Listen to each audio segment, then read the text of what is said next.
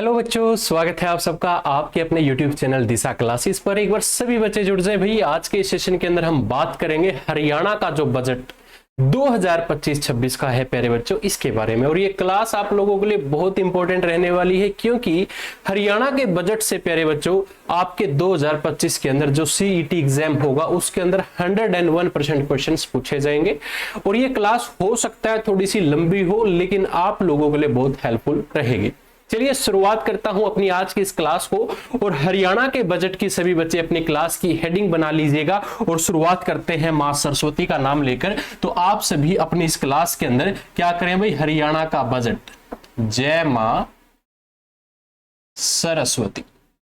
प्यारे बच्चों, सरस्वती माता की नाम से हम इस क्लास की आज शुरुआत करेंगे और जानेंगे कि भाई हरियाणा का जो बजट है वो कैसे पेश हुआ, क्या क्या बजट के अंदर दोस्तों हमने अपडेट किया है, और अपडेट होने के साथ साथ हरियाणा के वासियों को इस 2025-26 के बजट से क्या लाभ होगा। लेकिन मैं आप लोगों को बजट को पढ़ाने से पहले यह बताना चाहूंगा कि आखिरकार ये बजट है क्या, बजट क्यों बनाया गया। सबसे पहले ये बजट है जो ये कहां से आया है, बजट को लाने का क्या तात्पर्य था, बजट सबसे ज्यादा बार किसने पेश किया है। तो ये सारी बातें हम सबसे पहले एक छोटा सा इंट्रोडक्शन करेंगे, और जो आप लोगों के लिए बहुत ज्यादा इंपॉर्टेंट है और पेपर में आप लोगों से पूछा जाता है। ठीक है जी, चलिए। तो सबसे पहले भाई ये जो बजट है हमारा, मैं इसी के बारे में बताऊंगा कि बजट किस भाषा का शब्द है। प्यारे बच्चों, आपने देखिए बजट जरूर पढ़ा है, लेकिन क्वेश्चन अगर ये बन जाए कि बजट है जो ये किस भाषा का शब्द है, क्वेश्चन मोस्ट इंपॉर्टेंट है। क्या कहता है कि जो ये बजट है किस भाषा का शब्द है। प्यारे बच्चों, ये भाषा मोस्ट इंपॉर्टेंट रखता है, तो ये कौन सी भाषा का शब्द रहेगा, फ्रेंच भाषा का। प्यारे बच्चों, इसका जो उत्तर आप लोगों को एग्जाम में लिखना है वो क्या रहेगा कि ये क्या है आपका फ्रेंच भाषा के, एक फ्रेंच भाषा के अंदर एक शब्द है बोगेट। बोगेट से क्या बना है प्यारे बच्चों, ये बजट बना है। बोगेट से क्या बना है, बजट बना है। आपसे अगर पूछ लिया जाए कि ये जो आपका बजट है ये कहां से आया, तो प्यारे बच्चों फ्रेंच भाषा के अंदर एक बोगेट नाम का शब्द है। इस शब्द से हमने क्या उठाया था, अपना बजट उठाया था। अब गुरुजी ये बोगेट है, जो बोगेट के बारे में अगर हमसे पूछ लिया जाए कि बोगेट होता क्या है, तो प्यारे बच्चों बोगेट ना चमड़े का थैला होता है। क्या होता है, आप इसको लिख सकते हैं कि चमड़े का थैला। अब प्यारे बच्चों ये चमड़े का जो थैला है ना, बोगेट, बगेट बोल सकते हो आप इसको। और अगर मैं इस बोगेट की या बगेट की बात करूं, तो ये बगेट यानी कि इसके अंदर क्या रखा जाता था, आपका जो वार्षिक सत्र, आपका वार्षिक जो बजट होता था, पहले इस चमड़े के थैले के अंदर आता था। लेकिन वर्तमान में बात करें तो डिजिटल तरीके से आ चुका है, आप टैब के माध्यम से भी बजट पेश करने लग गए। लेकिन पहले तो क्या होता था, आपके ये बोगेट के अंदर ही दोस्तों क्या होता था, इस बजट को पेश किया जाता था। अब यहां पर मोस्ट इंपोर्टेंट एक व्यक्ति है प्यारे बच्चों हमारे लिए, आप इसको लिख लेना। क्या कहता है कि मोस्ट इंपोर्टेंट HSSC इस व्यक्ति के बारे में पूछ सकती है। क्या कहती है कि व्यक्ति है भाई रॉबर्ट, आप इसको किस नाम से जान सकते हैं, रोबोट के नाम से जान सकते हैं, रॉबर्ट वोलपोल।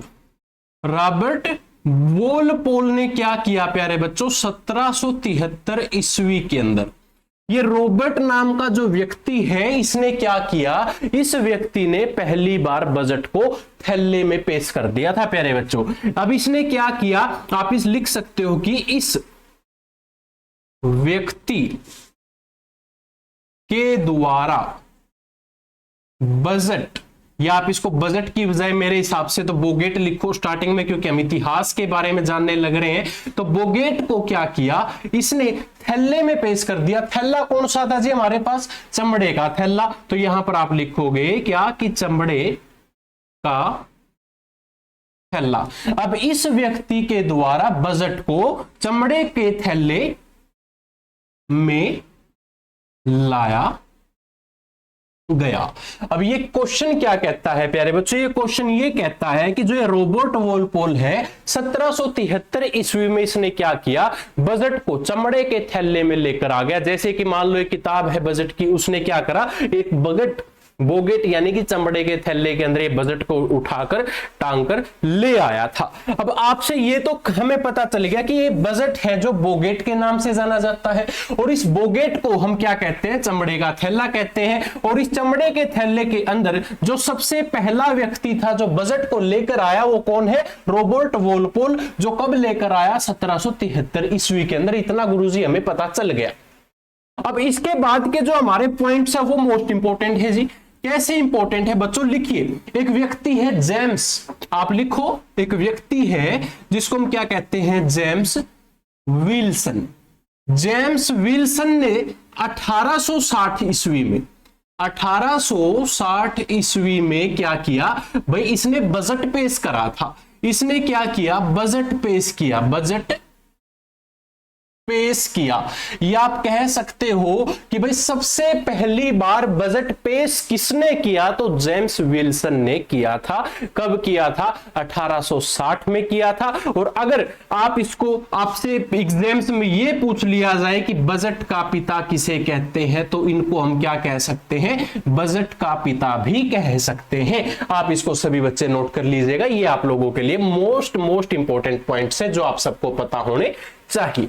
अब इस पूरे पॉइंट्स के अंदर बेसिक सी बातें हैं, बेसिक से पॉइंट्स है जो आप सबको पता चल चुका होगा। अब प्यारे बच्चों हम ये जानेंगे कि स्वतंत्र भारत का पहला बजट है जो, ये तो देखिए 1860 तक की बात है। उस समय हमारा भारत देश आजाद नहीं हुआ था। अब आजादी के बाद की अगर बात करें, आजादी के बाद यानी कि स्वतंत्र भारत का पहला बजट कब पेश किया गया, यह मोस्ट इंपोर्टेंट क्वेश्चन है। उससे पहले आप सभी इसका पूरे पॉइंट का स्क्रीनशॉट ले लीजिएगा, ये आप लोगों के लिए महत्वपूर्ण है। उम्मीद करूंगा इतना सभी बच्चों ने नोट डाउन कर लिया होगा, तो इसको मैं अब रफ कर देता हूं। अब प्यारे बच्चों आगे आप लोगों से और क्या पूछ सकता है, बजट से रिलेटेड आज की ये क्लास मोस्ट इंपॉर्टेंट है, बिना स्किप किए इस क्लास को देखना, क्योंकि यहां से आपका जितने भी क्वेश्चन बनेंगे आपके सिलेक्टेड क्वेश्चंस बनेंगे जो आप लोगों के एग्जाम्स में आप लोगों से सीधे पूछे जाएंगे।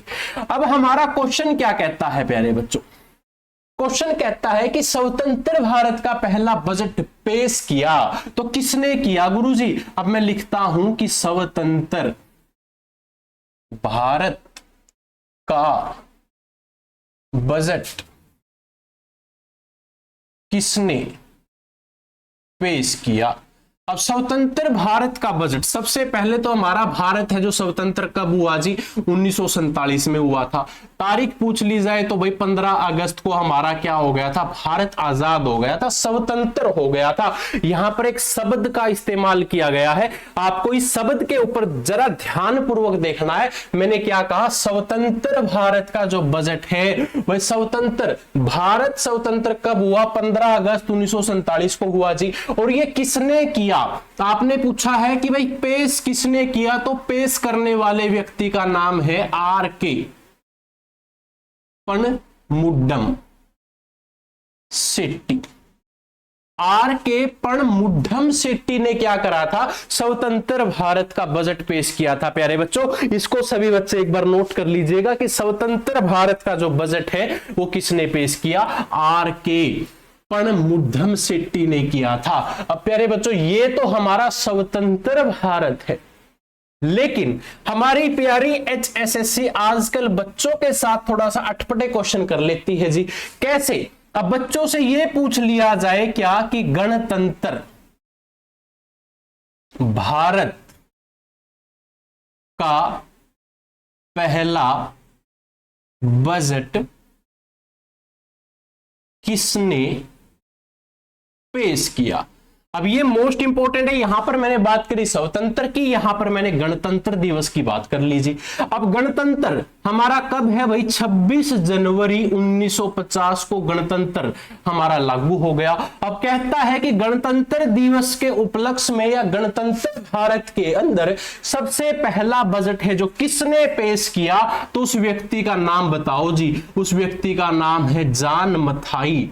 तो जान मथाई के द्वारा प्यारे बच्चों क्या किया गया, इस बजट को पेश किया गया। देखिए एक एक पॉइंट क्लियर करता हुआ चलूंगा, आप लोगों के लिए मोस्ट इंपॉर्टेंट क्लास है। ये मत सोचना कि क्लास धीरे धीरे चल रही है, लेकिन भाई जितनी क्लास को आज की इसको हम धीरे धीरे पढ़ेंगे, प्यार से पढ़ेंगे, उतने क्वेश्चन आप लोगों के लिए इंपॉर्टेंट बनते हुए चलेंगे। ठीक है जी, इतना सभी बच्चे नोट कर लीजिएगा, इतना सभी बच्चे एक बार नोट कर लीजिएगा। ये हमने जाना स्वतंत्र भारत और गणतंत्र भारत में बजट है जो किसने पेश किया, इतना उम्मीद करूंगा सभी बच्चों का क्लियर है।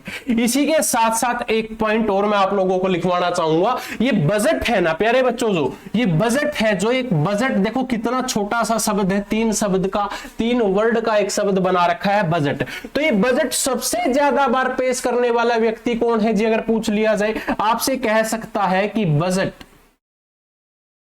सबसे ज्यादा बार पेश करने वाले व्यक्ति कौन है।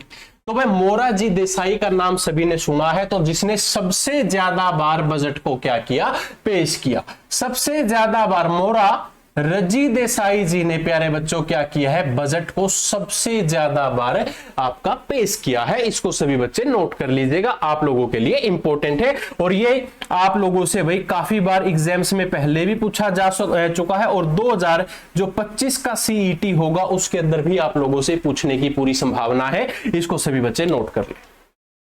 चलिए बहुत बढ़िया भाई, देखिए जितने भी बच्चे हैं बहुत इंटेलिजेंट है, काफी अच्छे हैं कि साथ की साथ आप अपने क्वेश्चंस को नोट डाउन भी कर रहे हैं, और जिस भी बच्चे का कोई भी डाउट हो तो वो भी आप मुझे बता सकते हैं। देखिए सबसे पहले तो आपको इस बजट को अच्छे से पढ़ाएंगे, समझाएंगे, और फिर इनके एमसीक्यूज क्वेश्चंस भी आप लोगों के सामने हम लेकर आएंगे। अब हम क्या जानेंगे प्यारे बच्चों कि बजट पेश करने वाली पहली महिला कौन थी।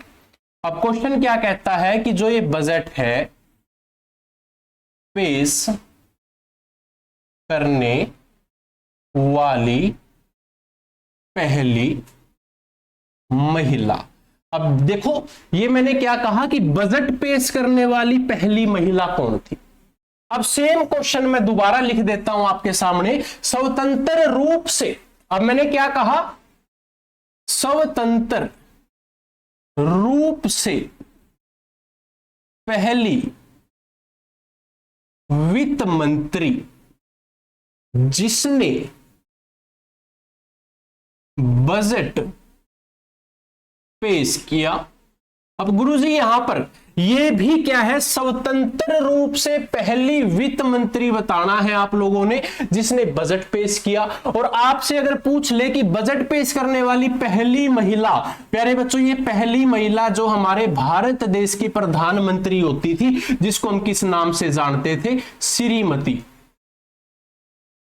इंदिरा गांधी के नाम से जानते थे। प्यारे बच्चों यहां पर मैंने क्या कहा कि श्रीमती इंदिरा गांधी ने क्या किया, पहली बार बजट को पेश किया, और पहली बार बजट पेश करने वाली ये क्या है, आपकी पहली भारतीय महिला है। अब दूसरे क्वेश्चन में मैंने यहां पर एक वर्ड यूज कर दिया कि स्वतंत्र रूप से पहली वित्त मंत्री जिसने बजट पेश किया, तो वो कौन थी भाई, निर्मला सीतारमण। प्यारे बच्चों ये क्या है आपकी, निर्मला सीतारमण। गुरुजी इन दोनों क्वेश्चंस के अंदर डिफरेंस बताओ हमें क्या है। डिफरेंस प्यारे बच्चों ये है, ये जो स्वतंत्र रूप से है ना, ये स्वतंत्र रूप से केवल वित्त मंत्री है, और आप सबको पता है कि वित्त मंत्री ही क्या कर सकता है, बजट पेश कर सकता है। और ये पहली महिला जो श्रीमती इंदिरा गांधी है, ये भाई वित्त मंत्रालय इनके पास होता था, और वित्त मंत्रालय के साथ साथ ये क्या थी, भारत देश की प्रधानमंत्री थी, इसीलिए इन्होंने क्या किया था, उस समय बजट पेश किया था। प्यारे बच्चों सबसे लंबा भाषण देने का जो रिकॉर्ड है ना, ये निर्मला जी के पास है, या आप इसको कह सकते हो, आप नीचे नोट करके भी लिख सकते हो कि बजट के दौरान सबसे लंबा भाषण देने वाली, या फिर देने का रिकॉर्ड, भाई आप लिख लो कि भाषण देने का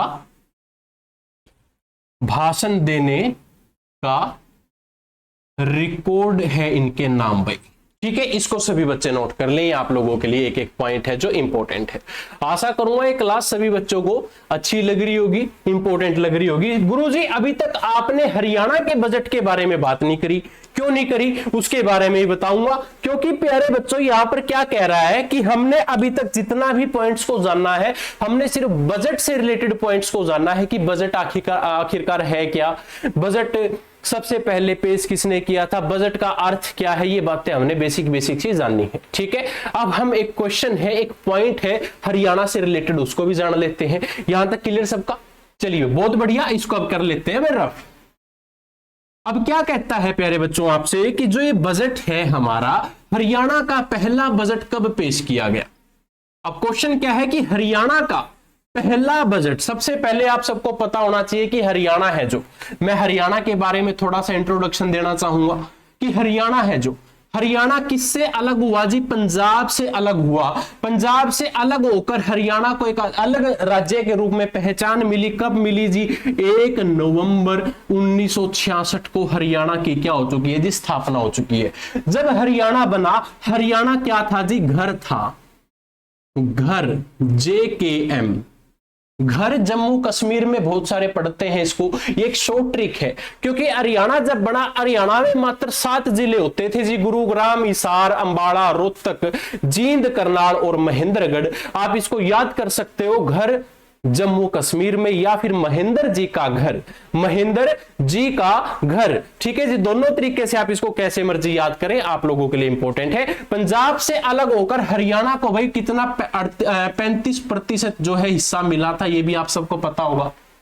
अब मैं बात करता हूं कि जब हरियाणा 1 नवंबर 1966 को पंजाब से अलग हुआ, तो पंजाब से अलग होने के बाद हरियाणा को, देखिए किससे अलग हुआ, पंजाब से अलग हुआ। कौन सा राज्य जी, हरियाणा राज्य है। हरियाणा की स्थापना भाई मैं सिर्फ कितना लिखता हूं, 1966। हरियाणा 1966 में बना, और बनने के बाद हरियाणा ने अपना बजट तैयार किया कि हमारा जो बजट है वो हम अपने हरियाणा के ऊपर खर्च करेंगे, हम अपने हरियाणा को डेवलप करेंगे। प्यारे बच्चों आपके सामने क्वेश्चन क्या कहता है कि हरियाणा का पहला बजट बताओ। हरियाणा का पहला बजट कब आया जी, 1967 ईस्वी के अंदर आया था। 1967 में जब हरियाणा का पहला बजट आया, उस समय हरियाणा का, आपसे क्या कहता है कि हरियाणा का वित्त मंत्री कौन होता था जी, हरियाणा का वित्त मंत्री होता था कौन, ओम प्रभा जैन। ओम प्रभा जैन प्यारे बच्चों, ये 1967 की बात कर रहा हूं मैं। और ओम प्रभा जैन हरियाणा के कौन से जिले से संबंध रखते हैं प्यारे बच्चों, हरियाणा के कैथल से संबंध रखते हैं। और कैथल के अंदर 4 बार ये क्या बने थे भाई, विधायक बने थे, जो आप लोगों के लिए इंपॉर्टेंट है। आपके हरियाणा के अंदर जब हरियाणा का पहला बजट आया, तो पहले बजट की जो धनराशि थी कितनी थी, कितने रुपए थे हरियाणा के पास, मात्र भाई 50 करोड़ रुपए थे, 1000 गलत लिख गया मैं, 50 करोड़ रुपए थे मात्र हरियाणा के पास। और 50 करोड़ रुपए हरियाणा का पहला बजट था। हरियाणा के पास मात्र 50 करोड़ रुपए होते थे कि वो अपने हरियाणा को डेवलप कर सके और हरियाणा को एक अच्छी पहचान दे पाए। यहां तक क्लियर है सभी का? मैंने बेसिक सी और सिंपल सी बात करी है कि हरियाणा का जो पहला बजट है प्यारे बच्चों, वो कब आया, 1967 के अंदर आया। हरियाणा का पहला वित्त मंत्री कौन था पूछा जाए तो ओम प्रभा जैन, जो कि 1967 के अंदर हरियाणा का वित्त मंत्री होता था। ओम प्रभा जैन कहां के विधायक होते थे, तो कैथल के विधायक होते थे, और लगातार 4 बार कैथल से क्या बने थे, विधायक बने थे। और हरियाणा का जो पहला बजट है उसकी कुल धनराशि कितनी थी, मात्र 50 करोड़ रुपए की क्या होती थी, हरियाणा के बजट की धनराशि होती थी। सिर्फ पहले बजट की मैंने बात की। क्लियर यहां तक सबका? चलिए भाई, अब इसको मैं रफ करके आप लोगों से कुछ और अन्य महत्वपूर्ण पॉइंट्स बताऊंगा जो आप लोगों के लिए और भी इंपॉर्टेंट रहने वाले हैं। मेरे बच्चों क्या कहता है कि हरियाणा का पहला सीएम, अब मैं ये नहीं पूछ रहा कि हरियाणा का पहला सीएम कौन था, कभी आप कमेंट कर दो भगवत दयाल शर्मा जी हरियाणा के पहले सीएम थे, नहीं प्यारे बच्चों, क्वेश्चंस को ध्यान से देखना है, उसके बाद आप लोगों ने बताना है। क्या कहा मैंने? क्वेश्चन ये कहता है कि हरियाणा का पहला सीएम। अगर सिर्फ क्वेश्चन इतना है तो आप लिख सकते हैं कि भाई पंडित भगवत दयाल शर्मा हरियाणा के पहले मुख्यमंत्री होते थे, लेकिन नहीं प्यारे बच्चों, यहां पर क्वेश्चन क्या कहता है कि हरियाणा का पहला सीएम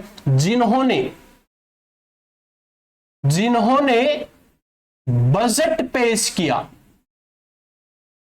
अब यहां पर क्या कहता है कि हरियाणा का वो सीएम बताओ जिसने बजट पेश किया था। बजट पेश करने वाला हरियाणा का पहला सीएम कौन था प्यारे बच्चों? हरियाणा का पहला सीएम जिसने बजट पेश किया वो आपके कौन होते थे? मनोहर लाल खट्टर।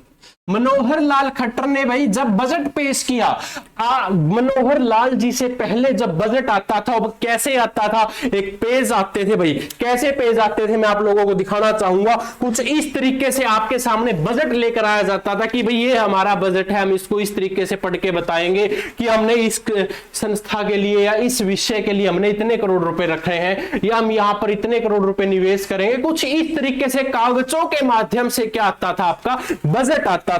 लेकिन प्यारे बच्चों, जब मनोहर लाल हरियाणा का पहला सीएम बना जिसने बजट पेश किया तो इसने क्या करा? पेपरलेस। क्या किया? पेपरलेस बजट को पेश कर दिया। गुरुजी पेपरलेस कैसे? इसने टैब के माध्यम से इसने क्या कर दिया प्यारे बच्चों? बजट पेश कर दिया। और यही से ये आपका जो क्वेश्चन है मोस्ट इंपॉर्टेंट क्वेश्चन बन जाता है। आपके HSSC एग्जाम्स में आप लोगों से जरूर पूछा जाएगा कि भाई हरियाणा के उस सीएम का नाम बताओ जिसने सबसे पहला बजट पेश किया था। सबसे पहला बजट पेश किसने किया? मनोहर लाल खट्टर ने।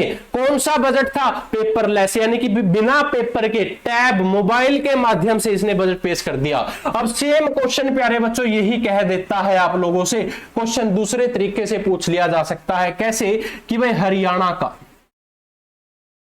सेकंड सीएम बताओ। सेकंड सीएम कौन भाई? जिसने बजट पेश किया। हरियाणा के सेकंड सीएम जिसने क्या किया? बजट पेश किया। हरियाणा के दूसरे सीएम कौन आए भाई? वर्तमान सीएम की यहां पर बात की जा रही है आप लोगों से। नायब सिंह सैनी ने भी क्या कर दिया भाई? हरियाणा के नायब सिंह सैनी ने क्या किया? बजट पेश किया। दूसरे सीएम बन गए नायब सिंह सैनी। क्या बन गए? मनोहर लाल खट्टर के बाद जिसने बजट पेश किया वो कौन है भाई? नायब सिंह सैनी है। नायब सिंह सैनी ने क्या कर दिया? बजट पेश कर दिया। ये दूसरे आपके व्यक्ति होते थे प्यारे बच्चों। नायब सिंह सैनी के पास वर्तमान में आपका जो मंत्रालय है वो है वित्त मंत्रालय। वित्त मंत्रालय है इनके पास। पेपर में पूछ लिया जाए तो आप ये भी आसानी से कर सकते हैं। यहां तक सभी बच्चे एक बार नोट डाउन कर लीजिएगा, आप लोगों के लिए मोस्ट इंपॉर्टेंट रहेगा।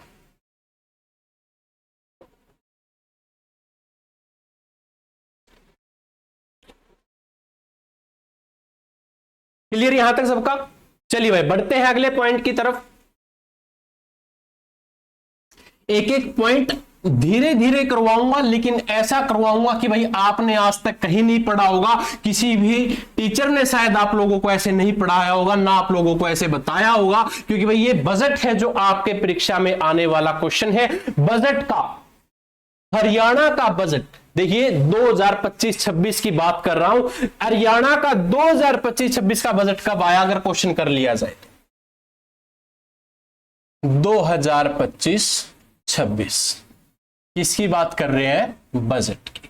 तो 2025-26 का बजट गुरुजी कब आया था? 17 मार्च को आया था जी। 17 मार्च 2025 को बजट आ गया। गुरुजी हमें ये तो बताओ कि 17 मार्च को जो ये बजट आया है ये कितने रुपए का आया है? स्टार्टिंग में जब हरियाणा बना था उस समय तो हमारे पास मात्र 50 करोड़ थे। आज 2025 में हरियाणा का बजट कितना होना चाहिए? तो प्यारे बच्चों 2025 में हरियाणा का जो बजट है वो आप नोट करेंगे 2,05,017 करोड़ 29,000 का यहां पर क्या रहे? एक सेकंड, 1000 मैंने गलत लिख दिया। हाँ जी, ये 2,05,029। एक सेकेंड भाई, एक सेकेंड 17.29, माफी चाहूंगा यहां पर 17.29, 2,05,000 17.29 करोड़ रुपए का यहां पर हरियाणा क्या रहेगा, बजट रहेगा, जो आप लोगों के लिए इंपॉर्टेंट है। हरियाणा का बजट है भाई ये। और अगर मैं बात करूं पिछले बजट की, पिछला बजट कौन सा भाई, 2024-25 का, 2024-25 के मुकाबले हरियाणा का जो बजट है प्यारे बच्चों 13.7% ज्यादा है। इस बार का जो बजट है पिछले के मुकाबले 13.7% ज्यादा है प्यारे बच्चों। और एक क्वेश्चन और मैं आप लोगों से बताना चाहूंगा कि भाई जो आपका रेल बजट है, रेल बजट के साथ साथ आपका स्टेट यानी कि सामान्य बजट है, ये दोनों क्या अलग अलग है या एक है? प्यारे बच्चों आपसे अगर ये पूछ लिया जाए क्या कि भाई रेल बजट को कौन पेश करता है, क्या रेल मंत्री करता है या वित्त मंत्री करता है? अब बहुत सारे बच्चों को पता है क्या कि सर रेल जो बजट है वो वित्त मंत्री ही पेश करता है। लेकिन अगर मैं कहूं कि HSSC आपके क्वेश्चंस को घुमा देगी, कैसे घुमा देगी जी, जरा जानते हैं प्यारे बच्चों। 1924 की बात कर रहा हूं मैं अब। 1924 से पहले,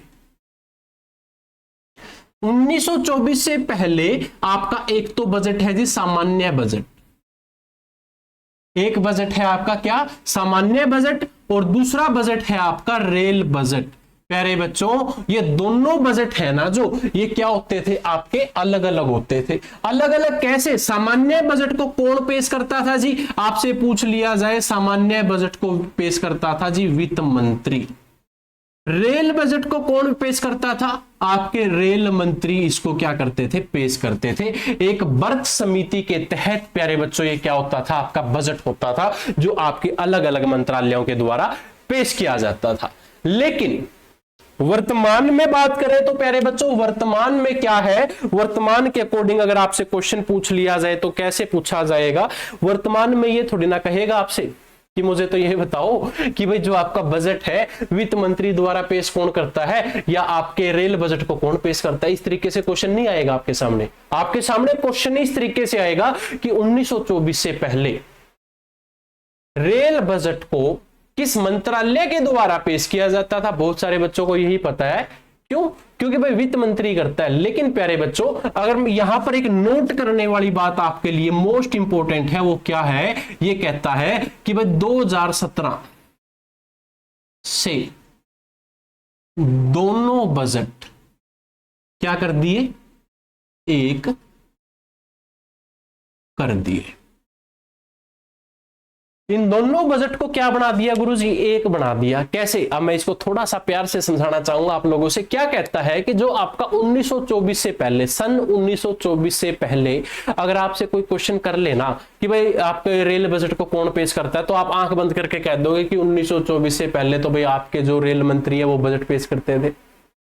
सामान्य बजट जैसे कि अभी हमारे हरियाणा के बजट की बात करें तो वित्त मंत्री करता है। लेकिन 2017 से इन दोनों बजट को एक कर दिया, और एक करने के बाद प्यारे बच्चों आपका रेल बजट हो, सामान्य बजट हो, कौन आएगा, राइट आंसर आएगा वित्त मंत्री भाई। ठीक है, इसके अलावा कुछ नहीं सोचना। यहां तक कर लो क्लियर अब आप। ठीक है जी, अब हम कॉन्सेप्ट को ज्यादा नहीं घुमाएंगे, ये हमने बेसिक सी जानकारी दी है, अभी तक इंट्रोडक्शन दिया है सिर्फ आपको बजट का, यहां तक। अब जो रियल बात आएगी वो रियल बात ये आएगी हरियाणा का बजट जिस क्लास को आप लगाने के लिए आए हैं।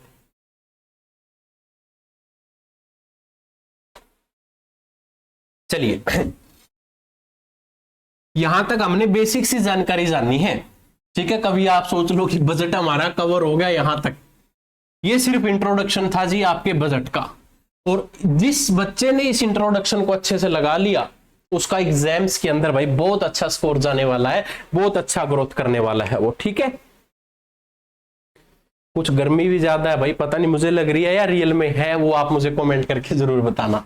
ठीक है जी, अब मैं बात करूंगा प्यारे बच्चों हरियाणा का बजट 2025-26 के बारे में, जो आप लोगों के लिए इंपॉर्टेंट है। ठीक है जी, जो बातें मैं पहले बता चुका हूं उनको भी दोबारा रिपीट करूंगा। हरियाणा का पहला बजट प्यारे बच्चों कब पेश किया गया था, 1967 के अंदर। हरियाणा का पहला जो बजट था 1967 में किसके द्वारा, ओम प्रभा जैन के द्वारा। ये एमएलए होते थे भाई, विधायक होते थे। कहां के विधायक होते थे? आपके कैथल के विधायक होते थे, जो कि 4 बार कैथल से आपके विधायक बने थे। हरियाणा का पहला बजट भाई जो उसकी धनराशि थी हमारी सिर्फ 50 करोड़ रुपए थी, और उस समय सिर्फ इतना ही हमारा क्या था, बजट था। 50 करोड़ रुपए में ही हमने क्या किया था, गुजारा किया था। ठीक है, अब ये तो हमारा पहला पॉइंट है क्लियर। दूसरे पॉइंट की तरफ बढ़ता हूं, आपसे पूछ ले क्या कि 2025-26 का हमारा जो बजट है उसको बताओ। भाई प्यारे बच्चों, हरियाणा को भविष्य सक्षम बनाने के लिए डिपार्टमेंट ऑफ फ्यूचर नाम से एक विभाग बनाया गया है। अब ये क्या कहता है कि जो 2025-26 का हमारा बजट है, इसमें क्या कहता है कि हरियाणा को भविष्य सक्षम बनाने के लिए, देखिए हरियाणा को भविष्य सक्षम बनाने के लिए हरियाणा सरकार ने क्या करा, एक डिपार्टमेंट की शुरुआत कर दी। क्या कर दी? डिपार्टमेंट ऑफ फ्यूचर नाम से एक विभाग बना दिया जी। क्या है? डिपार्टमेंट ऑफ फ्यूचर नाम से एक विभाग बना दिया। ठीक है जी। अब ये विभाग का कार्य क्या है? इसका कार्य प्यारे बच्चों ये है कि अपने हरियाणा को भविष्य के लिए सक्षम बना देना है। सक्षम कैसे बना देना है भाई? हरियाणा के जितने भी युवा हैं उनको रोजगार अच्छा मिल जाए, स्वास्थ्य अच्छा मिल जाए, हरियाणा का बच्चा शिक्षित हो जाए, हरियाणा के किसानों को कोई तकलीफ ना हो। वो सक्षम कैसे बनेगा, कैसे सक्षम बनाया जाएगा, वो अब हम जानेंगे। ये बात यहां तक आप लोगों ने शायद अच्छे से जान ली कि अब हमें हरियाणा को क्या बनाना है, सक्षम, या फिर हरियाणा को भविष्य के लिए सक्षम बनाना है। उसके लिए डिपार्टमेंट ऑफ फ्यूचर एक नाम से विभाग हमने बना दिया है। इतना आप सभी को पता होना चाहिए।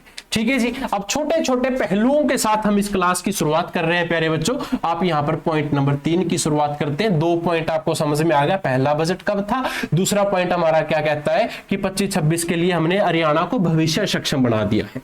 अब तीसरा पॉइंट की हेडिंग नोट करेंगे, जिसको हम क्या कहते हैं, हरियाणा AI मिशन। विजिबल है यहां तक सभी को? हाँ। अब हरियाणा AI, देखिए आपको पता है आजकल जो टेक्नोलॉजी चली हुई है AI की चली हुई है। AI से आप कुछ भी काम करवा लो, AI आपको करके दे देता है, आपको आलसी बना देता है, आप डिपेंड AI पे हो जाते हो, आपके सारे काम AI कर देता है। क्लियर है? हाँ। अब ये डिपार्टमेंट क्या कर रहा है कि हरियाणा AI मिशन लॉन्च कर रहा है। हमारा जो 2025-26 का बजट है, इसके तहत क्या बन गया, AI मिशन बन गया प्यारे बच्चों। AI मिशन क्या कर रहा है? अब इस मिशन के तहत हम क्या करेंगे, विश्व बैंक के पास जाएंगे जी। हरियाणा किसके पास गया? विश्व बैंक के पास गया। विश्व बैंक के पास जाते ही हरियाणा ने क्या कर दिया, 474 करोड़ रुपए ले लिए जी। 474 करोड़ रुपए लेने के बाद हरियाणा में क्या किया जाएगा, हरियाणा की जो गवर्नेंस है वो ऑटोमेशन से जन सेवा की हमारी जो क्षमता है उसको बढ़ा देगी। यानी कि भाई AI के अंदर हमने कितना खर्च कर दिया, सिंपल एक लैंग्वेज में 474 करोड़ रुपए हमने खर्च कर दिया। इतना आप सबको पता होना चाहिए। जन यानी कि जनता की सेवाओं के लिए इस AI मिशन की शुरुआत कर दी। अब अगला पॉइंट है प्यारे बच्चों, चौथा पॉइंट हमारा क्या कहता है, AI समझते हो ना, मैंने अभी बता रखा है ऊपर, AI मिशन हब। अब ये क्या बना दिया प्यारे बच्चों, AI मिशन हब बना दिया। अब आपसे क्वेश्चन कर ले कि हरियाणा का AI मिशन हब हरियाणा में कौन से जिले के अंदर है? हरियाणा का AI हब मिशन कौन से जिले में है पूछा जाए तो भाई 2 जिलों के अंदर है। पहला जिला बताओ गुरुजी हमें कौन सा है? तो पहला है गुरु यानी कि गुरुग्राम। दूसरा भाई, गुरु जब भी पढ़ाता है तो अपनी 5 इंद्रियों को एक साथ इकट्ठा करके पढ़ा देता है। अब 5 इंद्रियां यानी कि पंचकुला जी। तो यहां पर आपका क्या बन गया, गुरु ने 5 इंद्रियों का इस्तेमाल कर दिया। AI भी तो यही काम करता है। तो AI का काम क्या है, अपनी 5 इंद्रियां आपको दे दी। अब गुरु कौन है हमारा, AI 5 इंद्रियां आपको दे देता है, तो भाई आप वहां पर क्या हो जाओगे, सक्सेस हो जाओगे। ठीक है जी, इस पॉइंट को नोट कर ले। ठीक है। और AI मिशन हब के तहत हरियाणा ने संकल्प लिया है। प्यारे बच्चों, ये संकल्प भूलना मत, पेपर में 1 नंबर का क्वेश्चन आएगा, आपसे ये कहेगा कि संकल्प की हमें फुल फॉर्म बताओ क्या है। और बच्चों, अगर आज आपने ये संकल्प की फुल फॉर्म याद नहीं की तो भाई एग्जाम में 1 नंबर भूल जाना। आज ही मैं दावे के साथ कहता हूं, जो बच्चा इस संकल्प को याद करके चला गया उसके लिए मोस्ट इंपॉर्टेंट है। अब संकल्प लेने से पहले आप लोगों को एक चीज लेनी पड़ेगी जी। संकल्प लेने से पहले आपको क्या करना पड़ेगा? आजकल आप इंस्टाग्राम पे, ट्विटर पे, यूट्यूब पे एक चीज देख रहे हो, मैंने नया स्टार्टअप किया है। स्टार्टअप, अब चाहे आप बिल्कुल छोटा सा स्टार्टअप कर रहे हो या बहुत बड़ा स्टार्टअप कर रहे हो, नाम क्या आएगा कि मैंने एक नया स्टार्टअप किया है। अब वो स्टार्टअप के लिए हरियाणा सरकार भी आपका सहयोग करेगी। कैसे सहयोग करेगी बताता हूं जी। आपकी हरियाणा सरकार ने बजट के अंदर एक चीज पेश कर दी जिसको हम क्या कहते हैं, Haryana startup Haryana startup. Haryana startup, अगर आप कोई भी स्टार्टअप करना चाहते हैं, कोई भी बिजनेस करना चाहते हैं, तो हरियाणा सरकार के पास कितने रुपए रखे हैं आप लोगों के लिए? 2000 करोड़ रुपए। 2000 करोड़ रुपए। प्यारे बच्चों, ये फंड है, ये फंड ऑफ फंड्स के अंदर रखा है। अब गुरुजी हमें इसका मतलब नहीं समझ में आया। इसका मतलब प्यारे बच्चों ये है कि अगर आप कोई भी स्टार्टअप करना चाहते हैं ना, हरियाणा सरकार के पास 2000 करोड़ रुपए रखा है, आप यहां से आओ, हरियाणा सरकार से पैसा लो और अपना स्टार्टअप कर लो। अब स्टार्टअप के लिए आपको क्या लेना पड़ेगा जी? संकल्प लेना पड़ेगा। अब अगला पॉइंट हमारा क्या बन गया जी? संकल्प। गुरुजी संकल्प कैसे? इसकी फुल फॉर्म पेपर में कैसे आएगी? संकल्प की फुल फॉर्म ऐसे आएगी जी, SANKALP। संकल्प, SANKALP, SANKALP। ये आपकी क्या है? Full form. अब फुल फॉर्म क्या बनेगी जी? S से आपका क्या बन गया? सब स्टोन। सब स्टोन। A से एब्यूज एंड N से नैरोटिक्स, के से नॉलेज या सॉरी नॉलेज, के से नॉलेज, के बाद है ए अवेयरनेस और P awareness and liberation programme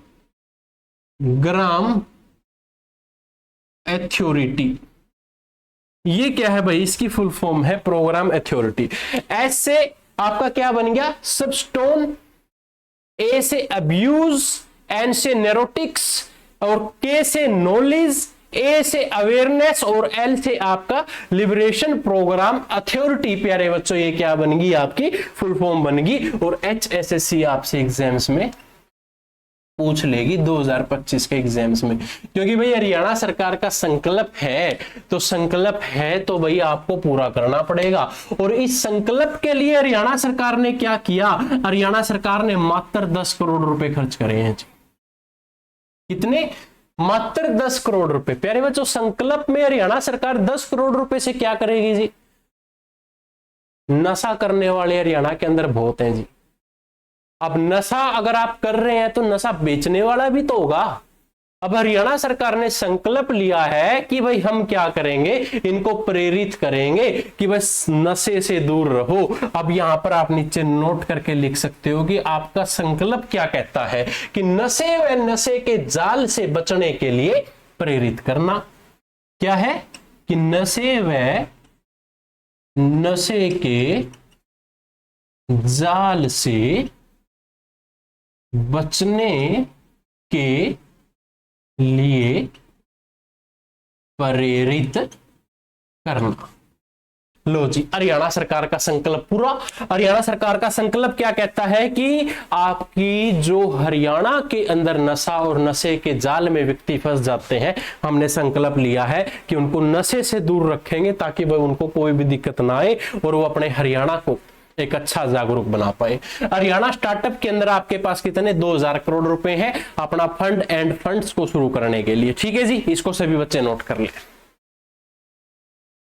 चलिए, अब आपने यहां तक क्लियर है ना सभी का। हरियाणा ने भाई संकल्प ले रखा है, हरियाणा ने स्टार्टअप के लिए पैसे आप लोगों को दे दिए। अब हरियाणा ये स्टार्टअप के लिए 2000 करोड़ रुपए क्यों दे रहा है आपको?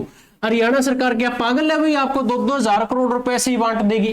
कोई तो मकसद होगा हरियाणा का। तो हरियाणा ने एक और संकल्प लिया था भाई। संकल्प में क्या करेगी हरियाणा की भाई, हरियाणा सरकार करेगी कि हरियाणा को नशा मुक्त कर दिया जाए, हरियाणा से नशे को गायब कर दिया जाए।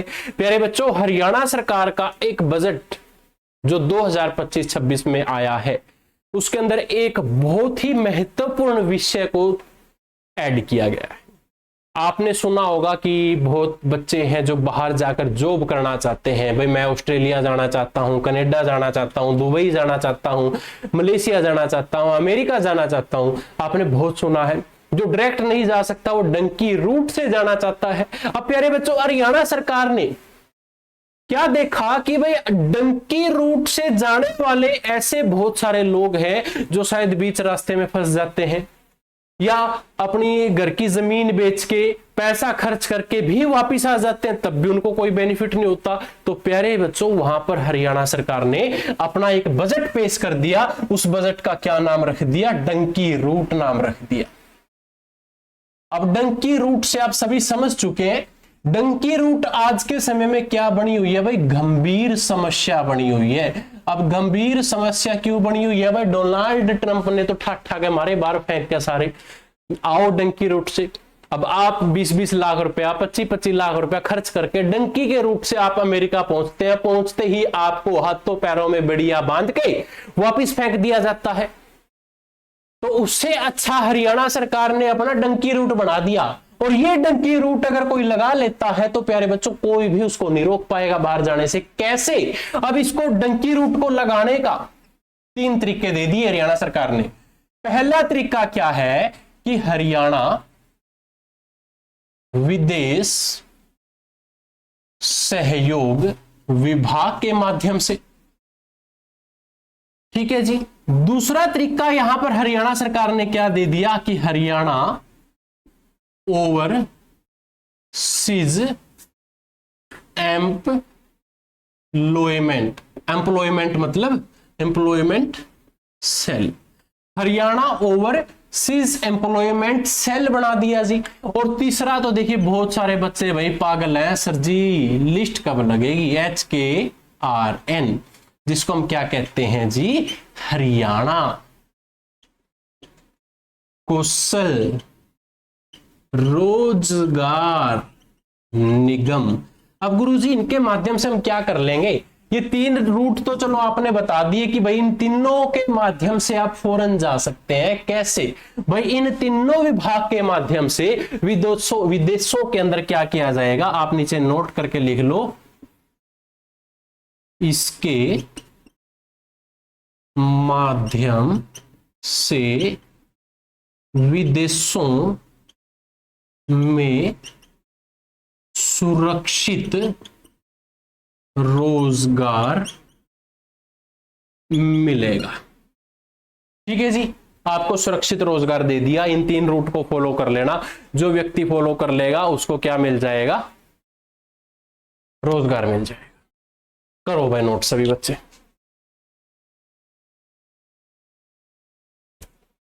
करो फटाफट सभी नोट। शाबाश। HKRN का सभी को पता है, बहुत सारे बच्चों ने फॉर्म भी भर रखा होगा, लिस्ट का भी वेट कर रहे होंगे। शॉर्ट मैसेज कब जारी होंगे बच्चों? शॉर्ट मैसेज भी जारी होने लग रहे हैं। ठीक है, अभी अभी हाल ही में भी शॉर्ट मैसेज जारी हुए हैं। चलिए चलिए भाई, अगला पॉइंट है हमारा प्रति व्यक्ति आय। प्रति व्यक्ति आय देखिए, आपको पता है हरियाणा की प्रति व्यक्ति आय, अगर मैं बात करूं हरियाणा के अंदर मोस्टली लोग क्या चाहते हैं कि भाई मेरी फैमिली आईडी में इनकम कम रहे, 1 लाख से भी कम रहे। क्यों कम रहे? अगर मेरी 1 लाख से कम है, एक तो BPL कार्ड बन जाएगा, दूसरा हैप्पी कार्ड जो बसों में फ्री यात्रा करते हैं वो बन जाएगा। तीसरा आयुष्मान कार्ड बन जाएगा। चौथा और भाई एक दो सुविधा जैसे HKRN के अंदर नंबर इंक्रीज हो जाएंगे। ऐसे बहुत सारी सुविधाएं हैं। अगर आपकी फैमिली आईडी के अंदर इनकम कम है तो, अगर जेन्युइन कम है तो ऐसे पैसे दे के मत कम करवाना, वो बाद में फिर अपडेट हो जाए या कोई रीवेरिफिकेशन हो जाए, उससे इशू ना हो जाए आपको। ठीक है, चलिए प्यारे बच्चों, अब अगला जो हमारा पॉइंट है वो क्या कहता है, प्रति व्यक्ति आय। प्रति व्यक्ति आय, प्रति व्यक्ति आय में पहला पॉइंट, हरियाणा सरकार के कुल उपक्रम। प्रति व्यक्ति आय भाई वैसे देखो 1,80,000 रुपए है, लेकिन जो 2025-26 का आंकड़ा है हमारा, इसके अकॉर्डिंग हरियाणा सरकार ने 2,50,000 रुपए लगभग आपकी आय बना दी है कि भाई इतनी आय प्रति व्यक्ति हरियाणा के अंदर है। ठीक है जी। दूसरा अगर मैं बात करूं हरियाणा का जो कंपनी एक्ट है, कंपनी एक्ट कितने बना दिए हरियाणा ने, 24 बना। उससे पहले हरियाणा सरकार के कुल उपक्रम पूछ लिए जाए तो भाई 43 क्या है, उपक्रम है। ठीक है। तीसरा पॉइंट भाई जैसे कि cooperative society, cooperative society Haryana के अंदर कितनी है जी, 19 है। ये आप सभी को पता होना चाहिए, जो आप लोगों के लिए इंपॉर्टेंट है। ठीक है, इसको सभी बच्चे नोट कर लो। कर लिया यहां तक सबका बेसिक सा पॉइंट है। ज्यादा मैं अभी बड़े बड़े पॉइंट्स भी नहीं लिखवा रहा, जो आप लोगों के लिए इंपॉर्टेंट है वही बताने लग रहा हूं आपको। हरियाणा के कृषि मंत्री का नाम बताओ फटाफट सभी बच्चे, क्या नाम है, श्याम सिंह। श्याम सिंह को किस नाम से जानते हैं जी, श्याम सिंह राणा। कहां के रहने वाले हैं, रादौर के रहने वाले हैं। रादौर कहां पर है गुरुजी, यमुना नगर के अंदर है, यमुना नगर के अंदर रादौर। और रादौर के ये क्या है प्यारे बच्चों, MLA यानी कि विधायक है वहां के। और इन्होंने कृषि मंत्री जो आपके मंत्री हैं आपके श्याम सिंह राणा, 8 मार्च को अंतरराष्ट्रीय महिला दिवस के उपलक्ष्य में क्या है, एक घोषणा हो जाती है प्यारे बच्चों। वो घोषणा क्या थी वो भी आप लोगों को बताऊंगा, उससे पहले इसको नोट करें। आप नीचे क्या है नोट करके लिख लेना। नोट करके क्या लिखोगे, 8 मार्च। 8 मार्च को कौन सा दिवस मनाया जाता है, अगर एग्जाम में पूछ लिया जाए तो, एग्जाम में पूछ लिया जाए तो गुरुजी अंतरराष्ट्रीय महिला दिवस के रूप में मनाया जाता है जी। अंतरराष्ट्रीय महिला दिवस कब मनाया जाता है, 8 मार्च प्रत्येक साल मनाया जाता है। और इस दिन हमारे हरियाणा के सीएम कौन भाई, सैनी साहब, श्री नायब सिंह सैनी ने क्या कर दिया, किसान महिलाओं के लिए एक ऑफर दे दिया जी। किसान महिलाओं के लिए क्या कह दिया नायब सिंह सैनी ने, कि जितनी भी महिलाएं हरियाणा के अंदर है, मैं नायब सैनी उनको 1-1 लाख रुपए दूंगा भाई, ऐसी घोषणा कर दी। अब नायब सिंह सैनी 1-1 लाख रुपए भाई हरियाणा की किसान महिलाओं को क्यों देंगे, क्या कारण है देने का, कारण ये है जी 8 मार्च को अंतरराष्ट्रीय महिला दिवस है। सीएम सैनी ने क्या कहा कि भाई प्रत्येक महिलाओं को 1 लाख रुपया मिलेगा। अगर महिला क्या है, किसान महिला है तो, किसान महिला है तो किस लिए 1 लाख रुपए मिलेगा भाई, उनको डेयरी करनी पड़ेगी,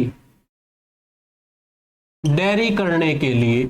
और सबसे इंपॉर्टेंट बात आपको बताऊं यहां पर, ये 1 लाख रुपया जो आपको मिलेगा ना, इसका आपको कोई भी ऋण नहीं देना, कोई भी ब्याज नहीं देना। लो भाई इसको नोट कर लो सभी बच्चे।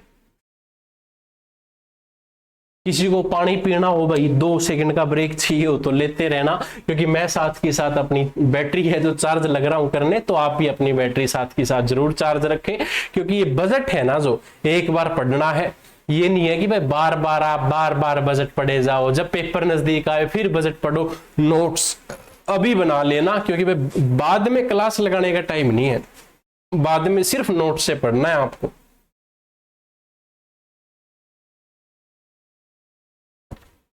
चलिए यहां तक क्लियर सबका। देखो भाई हरियाणा क्या है, कृषि प्रधान राज्य है। हरियाणा कृषि प्रधान राज्य है तो हरियाणा के वासी कृषि पर निर्भर है, क्योंकि खाने के लिए गेहूं चाहिए, पीने के लिए पानी चाहिए। क्या चाहिए? पानी, गेहूं, चावल। अब भाई चावल, धान, जीरी को अगर आप बोना चाहते हैं तो पानी बहुत चाहिए होता है। जब तक पानी के अंदर आपके गट्टे नहीं डूब जाते ना, तब तक जीरी नहीं लगेगी। अब जीरी के लिए जब इतना पानी चाहिए तो हरियाणा सरकार एक बार तो ये सोचेगी ना कि भाई हम क्या करें, पानी की भी बचत कर लें थोड़ी सी, है। तो पानी की बचत करने के लिए हरियाणा सरकार ने एक योजना शुरू करी प्यारे बच्चों, मोस्ट इंपोर्टेंट है। क्या शुरू करा? मेरा पानी मेरी विरासत योजना। अब मेरा तो पानी है, मेरी विरासत है, और योजना शुरू कर दी भाई हरियाणा सरकार ने। अब कर तो दी, अब ये किसके लिए शुरू करी है? लालच तो देना पड़ेगा, तभी तो आप पानी को बचाओगे। मैं अगर ये क्लास आपको देने लग रहा हूं, आपका भी तो कोई बेनिफिट है, आपको भी तो सीईटी पास करना है, तभी आप इस क्लास को देखोगे। तो हरियाणा सरकार ने अगर ये योजना शुरू करी है, तो हरियाणा सरकार जब तक किसानों को लालच नहीं देगी, तो हरियाणा सरकार की इस योजना को कौन लाभ उठाएगा? चलिए भाई, अब क्या है कि धान की खेती हमें करनी है, तो धान की खेती के लिए क्या चाहिए? पानी अधिक मात्रा में चाहिए। तो धान की खेती को छोड़ने वाले किसानों के लिए हरियाणा सरकार का ऑफर आ चुका है। अगर आप धान की खेती नहीं करते तो हरियाणा सरकार आपको क्या देगी? हरियाणा सरकार आपको कितने रुपए देगी? 8,000 रुपए देगी। 8,000 रुपए किस हिसाब से? प्रति एकड़ के हिसाब से आपको 8,000 रुपए मिल जाएंगे। अगर आप धान की खेती को छोड़ देते हैं, अब मैं धान की खेती नहीं करूंगा, मैं तो 8,000 रुपए ले लूंगा जी सरकार से। प्यारे बच्चों, आपसे यह पूछा गया है कि ये जो 8,000 रुपए है ये कब मिलेंगे? 2025-26 में मिलेंगे गुरुजी। और 2025-26 में आपको 8,000 रुपए मिल रहे हैं, तो आपसे यह भी तो पूछ सकता है धान की खेती को छोड़ने के लिए पहले कितने मिलते थे जी? 7,000 प्रति एकड़ के हिसाब से हमें मिलते थे। ये कब मिलते थे? ये मिलते थे जी 2024-25 को मिलते थे जी, पिछली साल मिलते थे। क्लियर? चलिए, बहुत अच्छी बात है भाई, यहां तक आप सभी धीरे धीरे प्यार से, सहज से, सरलता से इन क्वेश्चंस को समझते आ रहे हैं। अब प्यारे बच्चों, हरियाणा सरकार खेतों के ऊपर पाबंदियां तो लगा रही है, लेकिन थोड़ा थोड़ा मुनाफा भी देने लग रही है। अब मैं एक क्वेश्चन और बता देता हूं। पराली का सभी को पता है, पराली को जलाओगे तो धुआं होगा, धुआं होगा तो प्रदूषण होगा, प्रदूषण होगा तो हमारा वायुमंडल है जो उसके अंदर बैक्टीरिया, सांस लेने में दिक्कत, ऐसी कई प्रकार की समस्या हरियाणा सरकार खड़ी कर देती है जी कि पराली मत जलाओ, पर्यावरण को बचाओ। अगर आपको पर्यावरण बचाना है तो पराली नहीं जलानी, और पराली नहीं जलानी तो भाई हरियाणा सरकार ने एक योजना शुरू कर दी जिसका नाम क्या है? पराली का प्रबंध कर दो।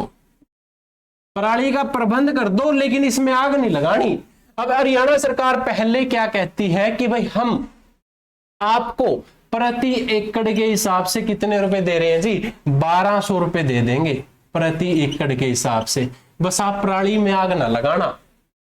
ठीक है, 1,200 रुपए आपको कब मिले हैं जी? ये 2025-26 के बजट के अंदर मिले हैं जी। लेकिन आपसे ये भी तो पूछ सकता है, ये ओल्ड वाला है, पुराना। पॉइंट नंबर 2, पहले आपको 1,000 रुपए देते थे, इस बार हमने आपको 200 रुपए एक्स्ट्रा कर दिए जी, पराली में आग ना लगाना। बस हरियाणा सरकार का ये कहना है आप लोगों के सामने। ठीक है जी, कर लो नोट सभी बच्चे, एक एक पॉइंट आपको बिल्कुल प्यार से बताऊंगा, फटाफट नोट करो भाई सभी बच्चे।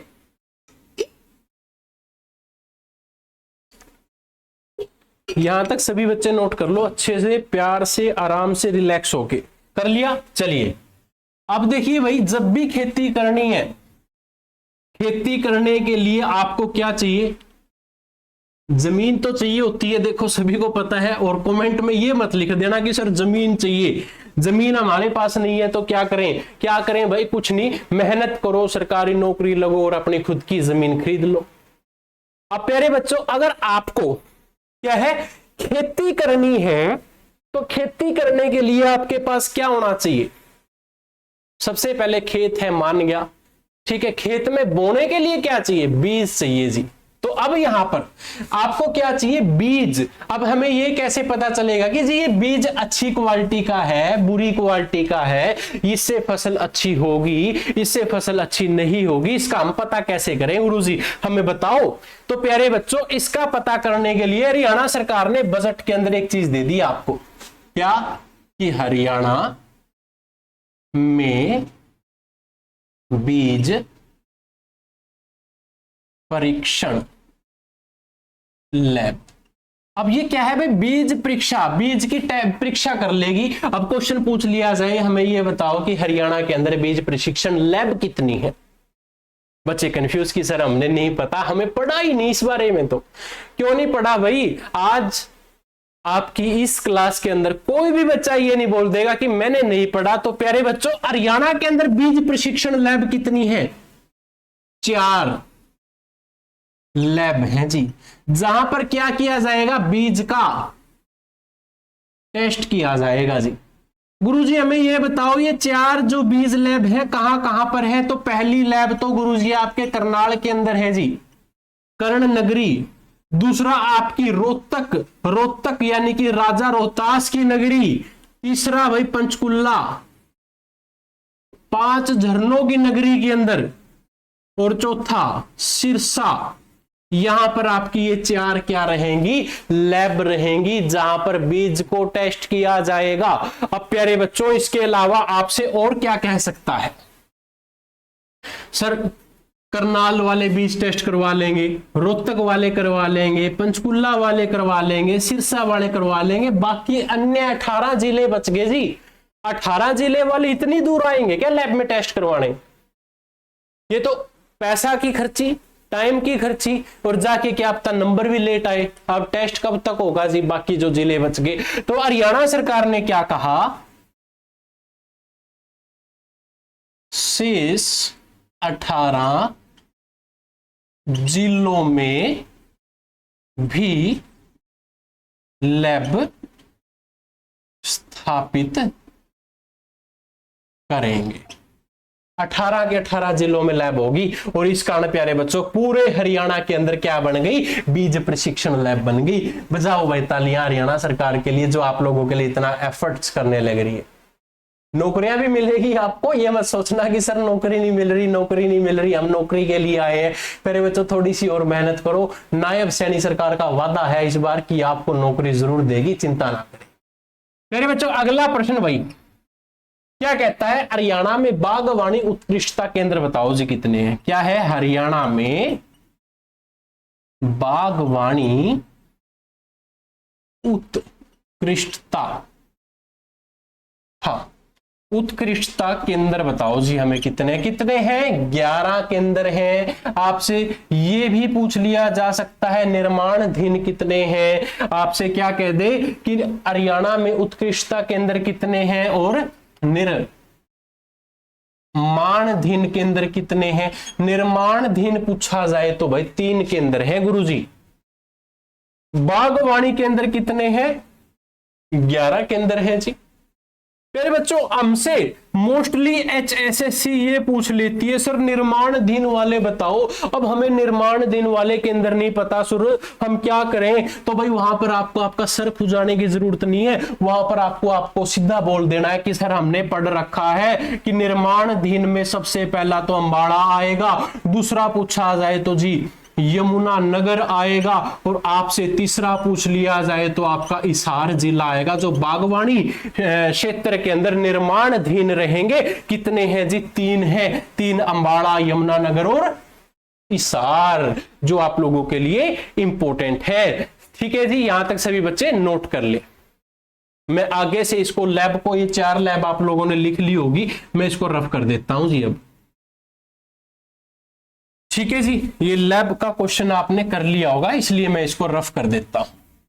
अब प्यारे बच्चों ये 3 पॉइंट आपने लिख लिए, इन तीनों पॉइंट्स के नीचे नीचे चलते हुए आना है। अब आपको आपसे ये कह दे कि बागवानी अनुसंधान केंद्र, यहां पे तो उत्कृष्टता केंद्र पढ़ा आप लोगों ने, लेकिन हमारी प्यारी HSSC जब तक घुमाएगी नहीं तब तक कंपटीशन कैसे होगा आपका।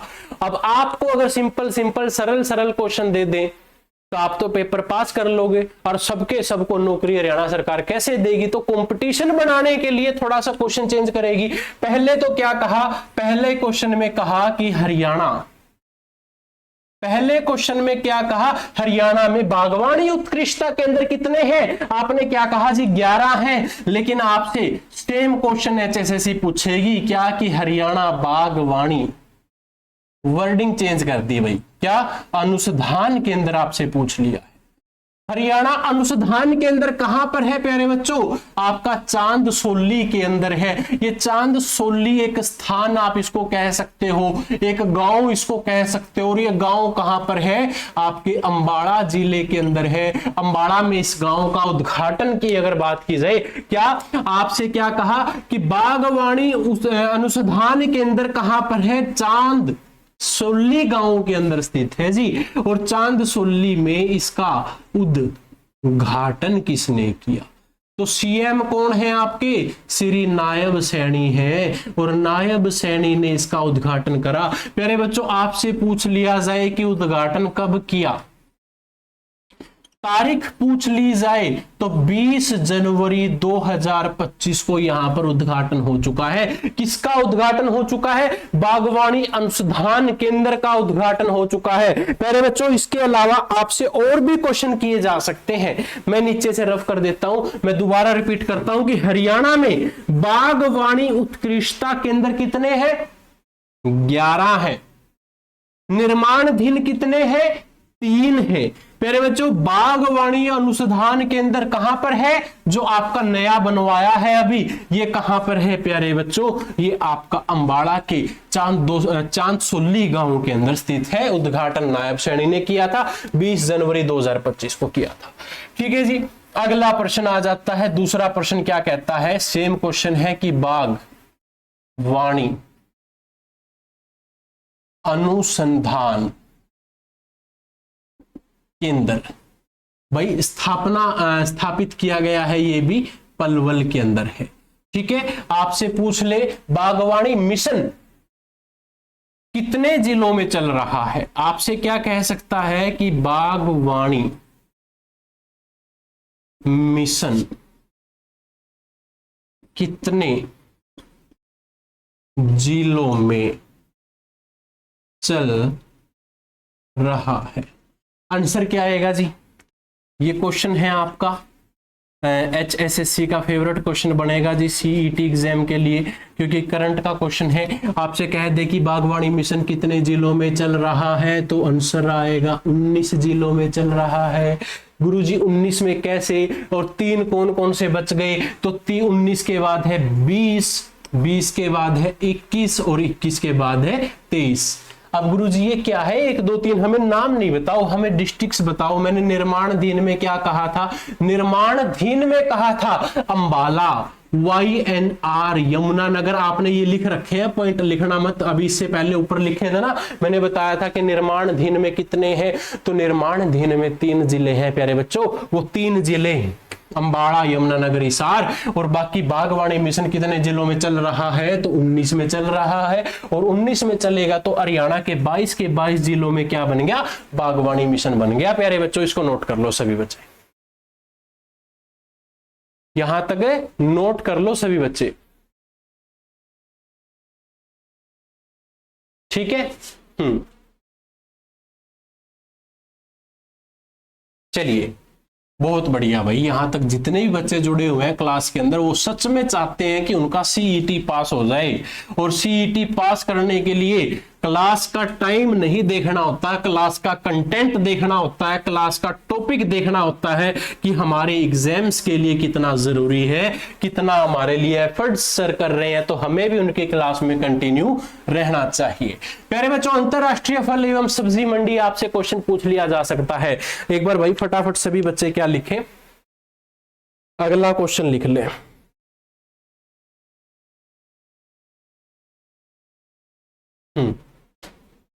अंतरराष्ट्रीय फल एवं सब्जी मंडी हरियाणा में कहां पर है? अंतरराष्ट्रीय फल एवं सब्जी मंडी सर बताओ भाई, क्वेश्चन है अंतरराष्ट्रीय फल एवं सब्जी मंडी हरियाणा के गन्नौर में है। गन्नौर गुरुजी कहां पर? सोनीपत के अंदर है भाई।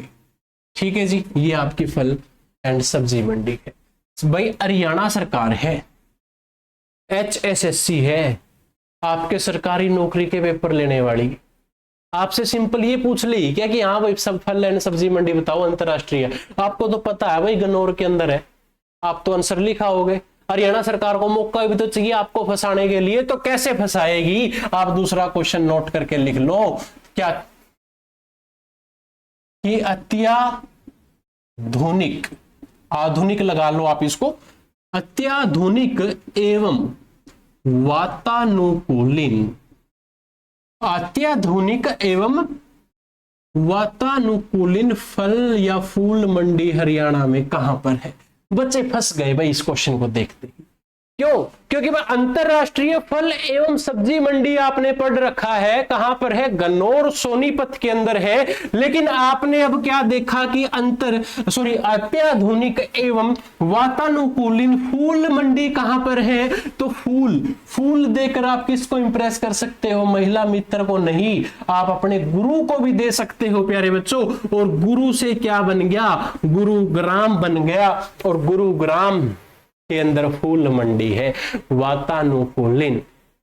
ठीक है, चलिए बहुत अच्छी बात है, इसको सभी बच्चे नोट कर लेंगे।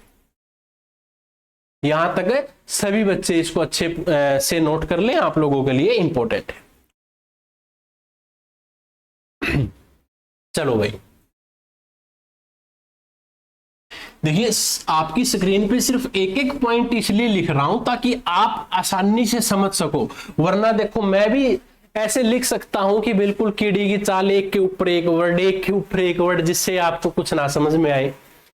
तो इस क्लास का मेन मोटिव ये है कि आप अच्छे से समझ पाए, आप अच्छे से जान पाए कि हाँ भाई वाकई हमारा बजट है, हमारे बजट को पढ़ना चाहिए। और इतनी सरल भाषा में कोई नहीं बताएगा जितनी सरल भाषा में मैं बताने लग रहा हूं आज आपको। चलो भाई, अगला पॉइंट हमारा बजट क्या कहता है। आपने एक व्यक्ति का नाम सुना होगा, देसी सांड। अब ये व्यक्ति कौन है? जिसको हम देसी भाषा में जोटा कह देते हैं भाई।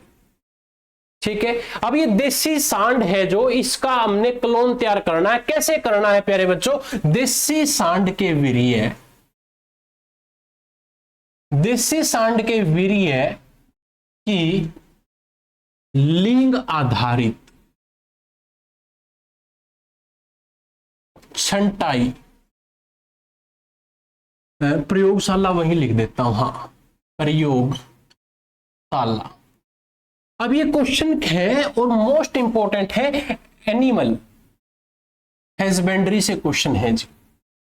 एनिमल हैजबेंड्री से क्वेश्चन क्या कहता है कि देसी सांड के वीर्य की लिंग आधारित छटाई प्रयोगशाला हरियाणा में कहां पर है? हरियाणा में देसी सांड के वीर्य लिंग आधारित प्रयोगशाला हरियाणा के हिसार के अंदर है जी। हिसार से एक दो पॉइंट लिख लो भाई। क्या है? एशिया का सबसे बड़ा पशु फार्म हिसार के अंदर है जी। क्लियर है, सभी को पता भी होगा। दूसरा, एशिया की सबसे बड़ी ऑटो मार्केट भी प्यारे बच्चों यहां पर है। तीसरा, गुरु जम्बेश्वर यूनिवर्सिटी कहां पर है जी? हिसार के अंदर है। चौथा लुवास विश्व विद्यालय भी प्यारे बच्चों हिसार के अंदर है।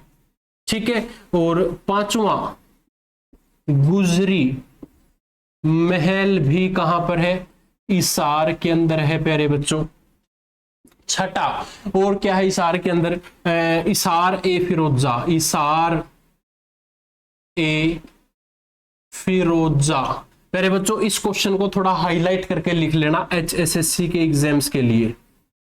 आपसे ये कह सकता है हिसार ए फिरोजा नाम किसने की बजाय मैं ये लिख देता हूं कि नाम है जो ये अकबर ने हटाया। हिसार ए फिरोजा नाम अकबर ने हटाया। अब ये पूरी लाइन में देखो लिखने की बजाय बताना लग रहा हूं। क्या बता रहा हूं? आपने देखो नाम पता है हिसार ए फिरोजा 1354 के अंदर फिरोज शाह तुगलक ने रखा था, ये बात सभी को पता है। लेकिन हिसार में से ए फिरोजा को हटा दिया। किसने हटा दिया? अकबर ने हटा दिया। जब भी कोई नया शासक आता है ना, वो अपना शासन तो चलाएगा, और अगर अपना शासन चलाएगा तो पुराने शासक की कुछ ना कुछ चीजें तो बदलेगा। तो इसने भी बदल दिया अकबर ने, ए फिरोजा को हटा के खाली हिसार छोड़ दिया। इसलिए आज के समय में हिसार को हिसार जानते हैं। इस पॉइंट को नोट कर लो, ठीक है जी। और मैं इस क्वेश्चन के ऊपर दोबारा आ जाता हूं भाई, ये मैंने एक्स्ट्रा डिटेल वैसे ही बताई है ताकि आपको पता होनी चाहिए। मेरा क्वेश्चन क्या है कि देसी सांड के वीर्य की जो लिंग आधारित छटाई प्रयोगशाला हरियाणा में कहां पर है? हिसार के अंदर है। क्लियर है? आपसे यह पूछ लिया जाए कि ये प्रयोगशाला ना किसके सहयोग से बनाई जा रही है? किसका सहयोग है जी इसके अंदर? सहयोग है आपके राष्ट्रीय डेयरी विकास बोर्ड। राष्ट्रीय डेयरी विकास बोर्ड के तहत प्यारे बच्चों इसका क्या किया गया? आपका प्रयोगशाला का उद्घाटन किया गया। क्लियर? चलिए रफ कर दूं। उम्मीद है साथ के साथ सभी बच्चे लिख रहे होंगे। जो बच्चा साथ के साथ नहीं लिख रहा तो भाई वीडियो को पॉज कर लेना और अपना लिखते रहना, ठीक है। मैं किसी को नोट्स नहीं दूंगा, पहले ही बता रहा हूं। जब तक आप इस क्लास को अच्छे से नहीं लगाओगे, अच्छे से नहीं समझोगे, तब तक ये आपके बुथ में, आपके दिमाग में नहीं बढ़ने वाली, नहीं घुसने वाली, ठीक है। आपको जैसे बोल देते हैं कि मैं ट्रिक के माध्यम से पढ़ाऊंगा। ट्रिक भैया एक दो क्वेश्चन के ऊपर लग जाती है, सभी के सभी क्वेश्चंस के ऊपर कभी भी कोई ट्रिक नहीं लगती। जब तक मन लगाकर ध्यान से नहीं देखोगे तब तक कोई भी चीज आपको याद नहीं होगी प्यारे बच्चों। तो अब अगला प्रश्न भाई देखिए, गौ सेवा, हमें पता है कि गाय की हमें सेवा करनी चाहिए, गाय हमारी माता है, ठीक है, हम बचपन से पढ़ते आ रहे हैं, ठीक है जी। गाय के बारे में भी हमने कुछ ना कुछ सोचा है तो कुछ ना कुछ करना भी पड़ेगा ना। चलिए क्वेश्चन लिखिए, क्या कहता है कि गौ सेवा आयोग के तहत, गौ सेवा आयोग के तहत, ये गौ सेवा आयोग है हमारा क्वेश्चन तो, लेकिन इसके तहत हरियाणा सरकार ने क्या कर दिया? पहला पॉइंट, 1000 पशुओं वाली जो गौशाला है ना, उसको एक रिक्शा दे दी जाएगी। जिस गौशाला के अंदर 1000 पशु हैं उसको क्या मिलेगी? एक रिक्शा मिलेगी। नंबर 2, 1000 से अधिक है तो भाई आपको 1000 से अधिक है तो कितनी रिक्शा मिलेगी? 2 रिक्शा मिलेगी, ये आपको पता होना चाहिए, ठीक है जी। अब प्यारे बच्चों नोट करने वाली बात इसमें क्या है गुरुजी? नोट करने वाली बात यह है कि आपके हरियाणा के अंदर जितनी भी गौशालाएं हैं, अगर उसमें 1000 से अधिक है तो 2 मिल जाएगी आपको ई रिक्शा, और 1 है 1000 है तो 1 ही रिक्शा आपको मिल जाएगी। और सबसे इंपॉर्टेंट कि हरियाणा के हर जिले में गौ अभयारण्य बनाए जाएंगे। हरियाणा के हर जिले में क्या बन गया? गाय अभयारण्य बन गया, गो अभयारण्य बन गया। ठीक है जी। पशु धन हम इनको बोलते हैं। पशुधन क्यों कहा जाता है? क्योंकि अगर आप पशुओं को पालते हैं, पशु आपको क्या देता है? दूध देता है। दूध से आप तरह तरह के व्यंजन बना सकते हैं, जैसे कि दूध का खोआ, दूध की मलाई, पनीर, बर्फियां, मिठाइयां, बहुत कुछ आप बना सकते हैं। तो पशु है, पशु के दूध को आप बेच भी सकते हैं, उससे धन आएगा, तो इसलिए हम इसको पशुधन कह रहे हैं प्यारे बच्चों। अब पशुधन, अगर हमारे पास ये पशुधन है तो हमें अपने पशुओं की सुरक्षा भी तो रखनी है करके, क्योंकि वो भी हमारे फैमिली का हिस्सा है, हमारे परिवार का हिस्सा है। क्योंकि जैसे हम अपने बच्चों का पालन पोषण करते हैं, वैसे हमें अपने पशुओं का पालन पोषण करना पड़ता है, तब जाकर वो हमें अच्छा सा दूध देते हैं, और उनका दूध पीकर शायद हम आज इतने बड़े हो चुके हैं। तो प्यारे बच्चों, यहां पर क्वेश्चन आ जाता है क्या कि पशुधन बीमा योजना, पशुधन बीमा योजना। पशुधन बीमा योजना के अंदर अगर आप 5 पशुओं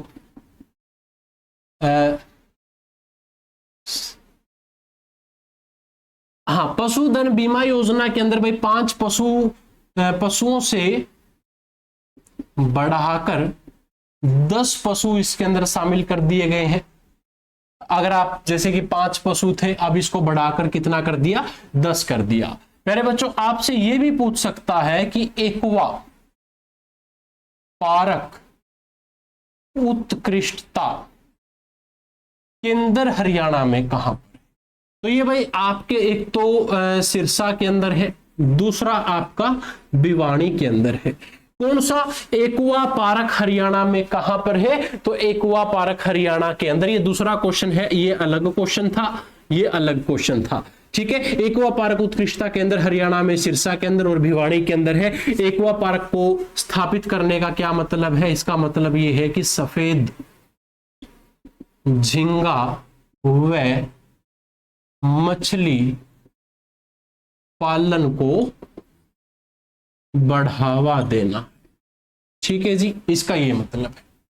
चलिए अगला प्रश्न है प्यारे बच्चों आप सबके सामने कि डेयरी विकास सहकारी प्रबंधक, डेयरी विकास सहकारी प्रबंधक। ठीक है जी। इसके अंदर ना डेयरी विकास आपने भाई वीटा के बूथ देखे होंगे,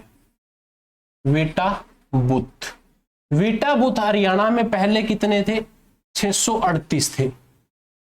अब हरियाणा सरकार ने वीटा बूथ को बढ़ा दिया है, अब कितना 350 बूथ नए प्लस इसके अंदर जोड़ दिए हैं। अब आपके हरियाणा में नए वीटा बूथ है जो 300 और जुड़ चुके हैं।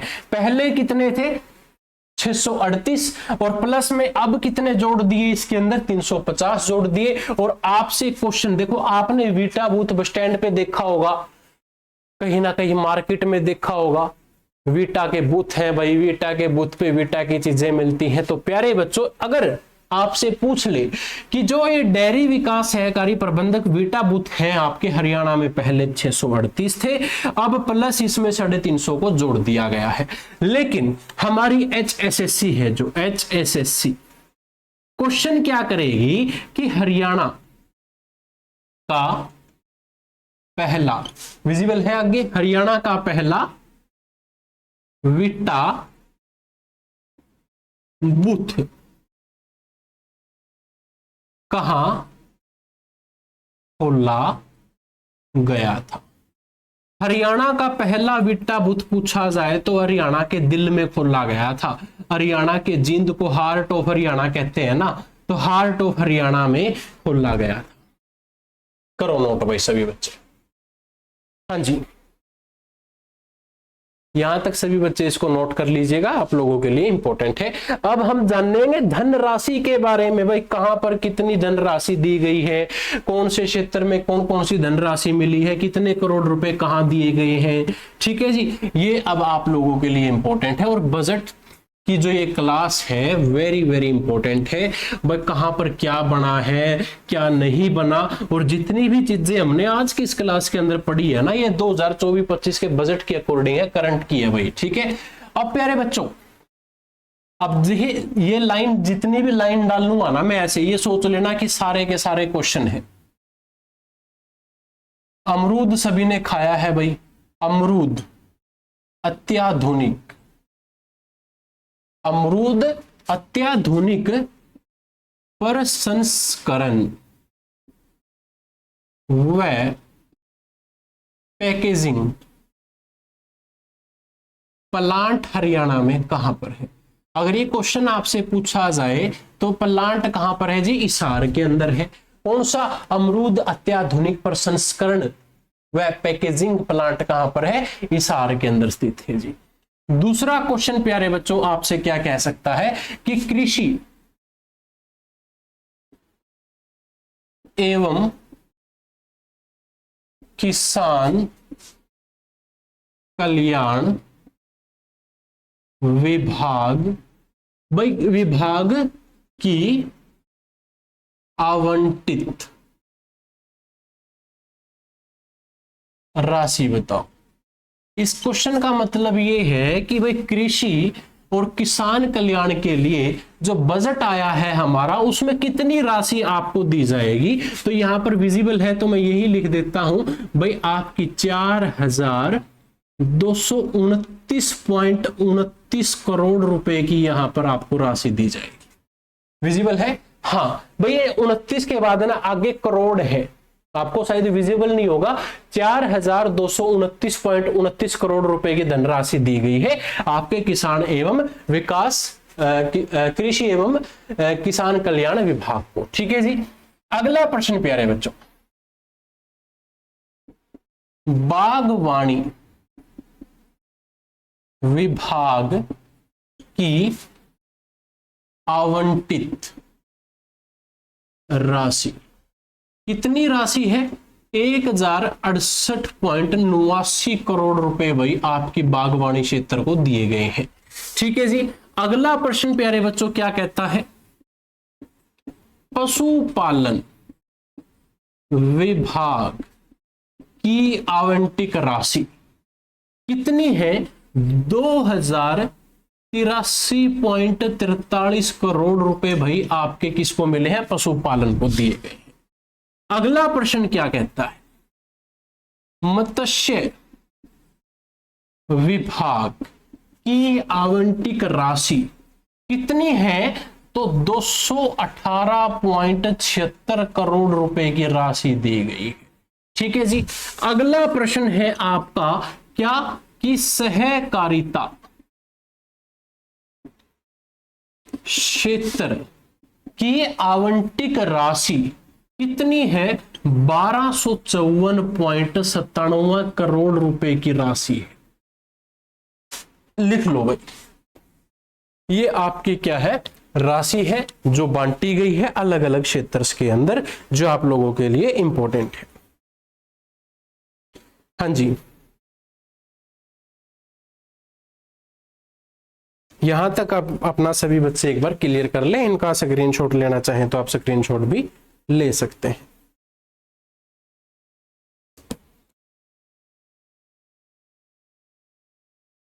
ठीक है, उम्मीद करूंगा देखो लिख लिया होगा साथ के साथ।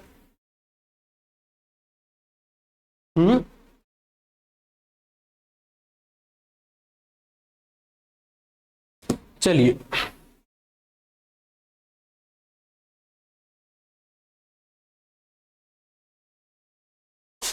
क्लियर यहां तक सबका। चलो भाई, उम्मीद है ये राशि आप सबने अच्छे से बखूबी लिख ली होगी, नहीं लिखी होगी तो भाई स्क्रीनशॉट ले लेना वीडियो को स्टॉप करके।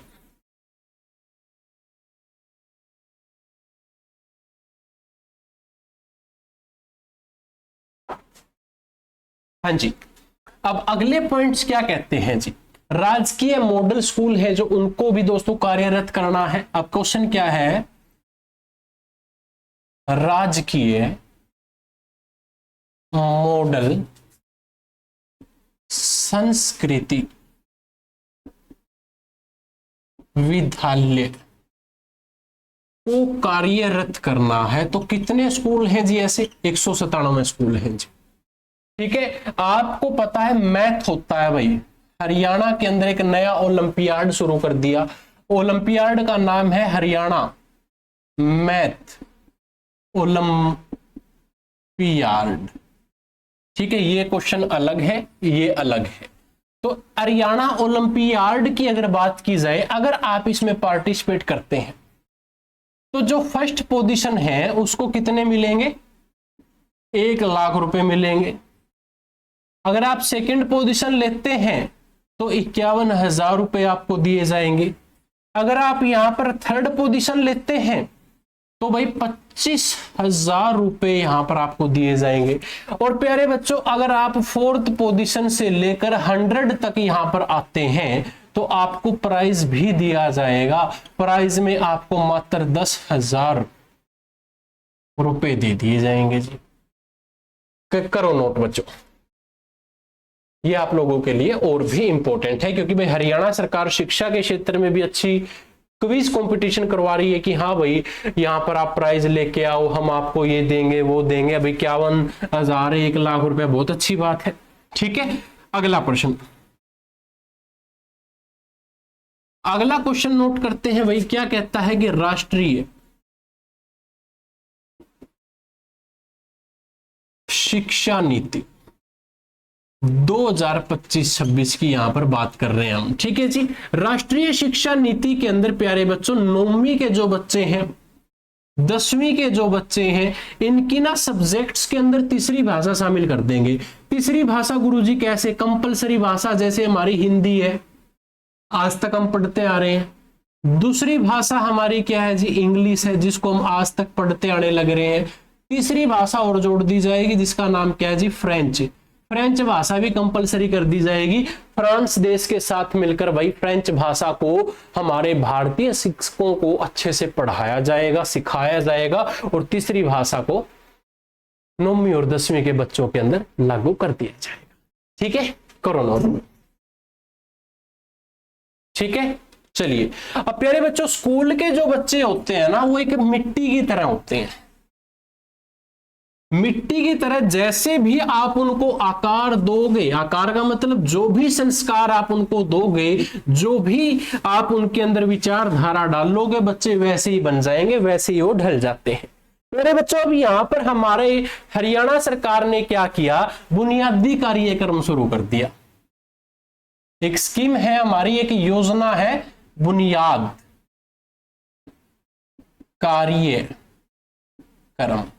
बुनियाद कार्यक्रम के अंदर हमें क्या देखने को मिलेगा? सबसे पहले तो जो 9th और 10th के कैंडिडेट हैं वो इसके अंदर पार्टिसिपेट कर सकते हैं जी।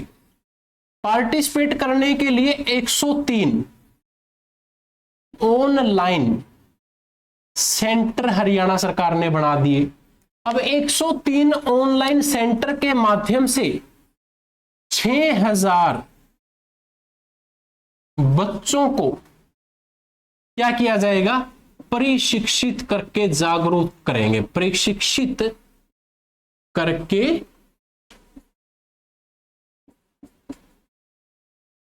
जागरूक करेंगे। लो भाई, अब प्यारे बच्चों, ये 103 ऑनलाइन सेंटर बना के हरियाणा सरकार क्या करेगी? हरियाणा सरकार करेगी कि वह जितने भी ये 6,000 बच्चे हैं, प्रत्येक साल इनको हम जागरूक करेंगे, इनको बुनियादी कार्यक्रम सिखाएंगे। और आपसे पूछ ले गुरुजी, HSSC हमसे अगर ये पूछ ले क्या ये ऑनलाइन की जगह ऑफलाइन सेंटर भी है? तो ऑफलाइन सेंटर भाई हमारे हरियाणा में 4 जिलों में है। गुरुजी 4 जिलों के नाम हमें बताओ। सबसे पहला तो जब गुरु है तो गुरुग्राम आएगा भाई, गुरु ही तो आपको शिक्षा देगा। ठीक है, गुरु है जो गुरु जब शिक्षा देता है तो अपने हिसाब से देगा, यानी कि हिसार आ जाएगा भाई। गुरु जब अपने हिसाब से शिक्षा देता है तो शिक्षा देने के लिए बच्चों को बीच बीच में रेस्ट करवाएगा, पानी पिलाएगा, तो पानीपत आ जाएगा भाई। जब बच्चे पानी पीते हैं तो पानी के साथ साथ भाई उनको कुरकुरे भी तो खाने पड़ेंगे, तो कुरुक्षेत्र भी इसके अंदर शामिल हो जाएगा भाई। तो गुरु ने क्या किया, गुरु ने अपने हिसाब से पानी पिलाया और कुरकुरे खिलाए। ये 4 जिले भाई किसके बन गए, आपके बुनियादी कार्यक्रम के ऑफलाइन सेंटर बन गए। क्लियर है सभी का? चलिए बहुत अच्छी बात है। आज शायद गर्मी ज्यादा है या मुझे लग रही है नहीं पता, लेकिन इस क्लास को भाई ज्यादा से ज्यादा विद्यार्थियों तक शेयर जरूर करना, क्योंकि आपका लाइक शेयर मोटिवेट करेगा और नेक्स्ट वीडियो भी आप लोगों के लिए बहुत बेहतरीन बनाकर लेकर आऊंगा भाई। अगला प्रश्न प्यारे बच्चों, एक स्कॉलरशिप है। जब बच्चे इतनी मेहनत करें तो हरियाणा सरकार स्कॉलरशिप भी तो देगी भाई आपको। स्कॉलरशिप आ गई भाई, कौन सी, कल्पना चावला छात्रवृत्ति योजना लिख देता हूं भाई वो, ठीक है, विजिबल है तो योजना, ये योजना है, मैंने छोटा इसलिए लिखा है, बोर्ड छोटा पड़ रहा है आपको आगे। तो प्यारे बच्चों कल्पना चावला छात्रवृत्ति, कल्पना कौन थी, अंतरिक्ष यात्री। अंतरिक्ष यात्री यानी कि साइंस से यानी कि विज्ञान से जुड़ी हुई है। अब प्यारे बच्चों ये कल्पना जब विज्ञान से जुड़ी हुई है तो ये स्कॉलरशिप भी किसके लिए होगी, विज्ञान के बच्चों के लिए होगी। किनके लिए, विज्ञान व इंजीनियरिंग, साथ में आपके बीए एमए वाले जो बच्चे हैं उनको ये स्कॉलरशिप दी जाएगी। इस स्कॉलरशिप के माध्यम से भाई आपको कितने रुपए मिलेंगे, 1 लाख। ठीक है जी, ले लो स्कॉलरशिप। अगर आप भी यहाँ पे आप इसको अप्लाई कर सकते हैं, साइंस के बच्चे हैं, इंजीनियरिंग के बच्चे हैं, बीए एमए के बच्चे हैं, तो आप इस स्कॉलरशिप को जरूर लें। ठीक है, करो नोट यहां तक सभी बच्चे, यहां तक सभी बच्चे ध्यान पूर्वक फटाफट नोट कर ले।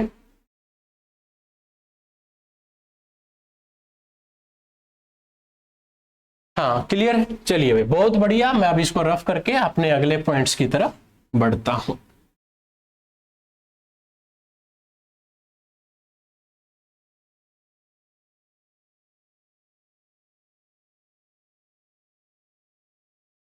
हाँ जी मेरे बच्चों, अगर बात करें जो बच्चा भाई औद्योगिक अकादमी के अंदर जाना चाहता है या भागीदारी लेना चाहता है, उसको मैं एक लाइन के अंदर लिख देता हूं कि अगर जो बच्चा उद्योग अकादमिक के अंदर जाना चाहता है तो हरियाणा सरकार उसको कितने रुपए देगी, 6,000 रुपए देगी, और 6,000 रुपए ये मासिक वेतन मिलेगा। ठीक है, आपसे क्वेश्चन कर ले कि औद्योगिक अकादमी में छात्रों को कितने रुपए दिए जाएंगे, 6,000 रुपए मासिक दिए जाएंगे। ठीक है, ये एक क्वेश्चन है।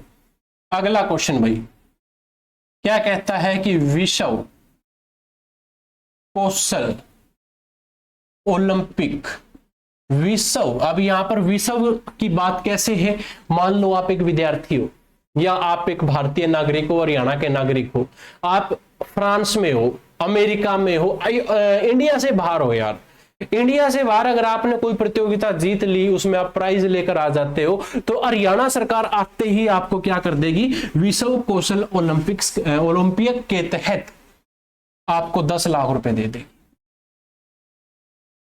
ठीक है जी, 10 लाख रुपए आपको नगद पुरस्कार दे दिया जाएगा। प्यारे बच्चों सेम क्वेश्चन यहां पर, अगर आप एक सेकंड, विश्व के बाद राज्य स्तरीय, सॉरी, विश्व के बाद अगर आप, मैं बात करूं राष्ट्रीय स्तर की किसी भी प्रतियोगिता के अंदर आप सामान्य प्रतियोगिता लेकर आते हैं, तो प्यारे बच्चों आपको 5 लाख रुपए की हरियाणा सरकार नगद राशि प्रदान कर देगी। ठीक है जी, इसको क्लियर कर लो सभी बच्चे। ठीक है, चलिए बढ़ता हूं अगले पॉइंट्स की तरफ, अगले क्वेश्चंस की तरफ। तो अगला क्वेश्चन आ जाता है क्या, कि स्कूल शिक्षा विभाग, जो स्कूल शिक्षा विभाग को कितनी राशि दी जाएगी पूछा जाए तो भाई आपकी 17,000, एक सेकेंड, ये 17 गलत लिखा गया, तो स्कूल को भाई 17,848.70 करोड़ रुपए की क्या दी जाएगी, राशि दी जाएगी स्कूल शिक्षा विभाग। सेम क्वेश्चन है भाई, जो 2025-26 का बजट है, उच्चतर शिक्षा विभाग को कितनी राशि दी जाएगी पूछा जाए तो 3,874.09 करोड़ रुपए की राशि दी जाएगी प्यारे बच्चों। आपको पता ये पीछे क है ना, जो एक करोड़ है भाई, ठीक है, आप इसको समझ जाना। अब अगर बात करें आपसे आईटीआई के बारे में, आईटीआई विभाग को कितने रुपए, 578.03 करोड़ रुपए है जो ये बजट के अंदर भाई आईटीआई को दिया जाएगा। इसको सभी बच्चे नोट कर, यहां तक सभी बच्चे इसको नोट डाउन कर लें, आप लोगों के लिए इंपॉर्टेंट है। ठीक है, चलिए बढ़ता हूं अगले पॉइंट की तरफ। ये आपके स्कूल शिक्षा विभाग को, उच्चतर शिक्षा विभाग को और आईटीआई विभाग को जितने भी रुपए मिले हैं ये 2025-26 के बजट के अकॉर्डिंग दिए गए। प्यारे बच्चों, स्वास्थ्य मंत्री हरियाणा के कौन है?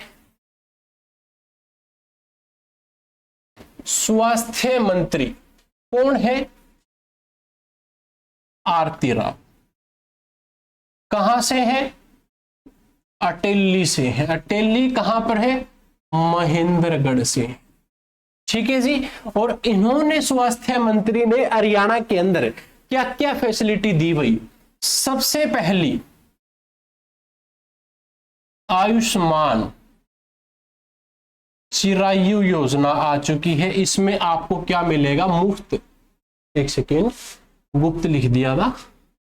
आयुष्मान चिरायु योजना के तहत आपको क्या मिलेगा? मुफ्त डायलिसिस इलाज मिल जाएगा।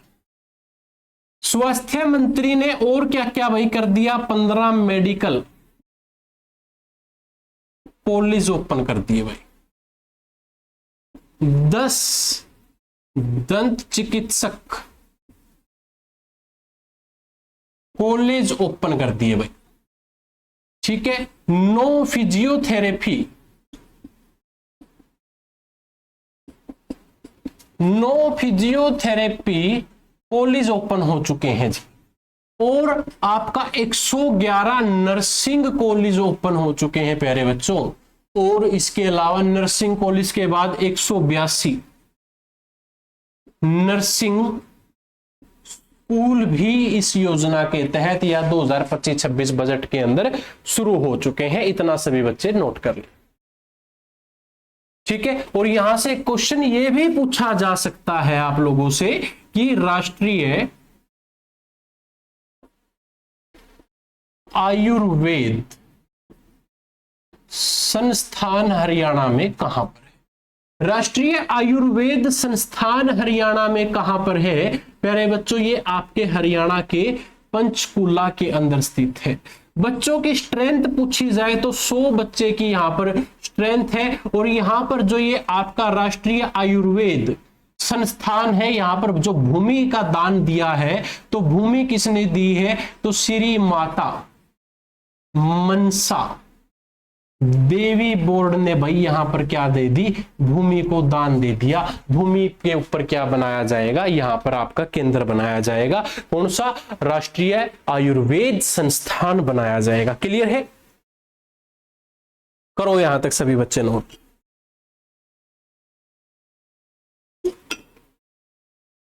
यहां तक सभी बच्चे नोट करो। चलिए,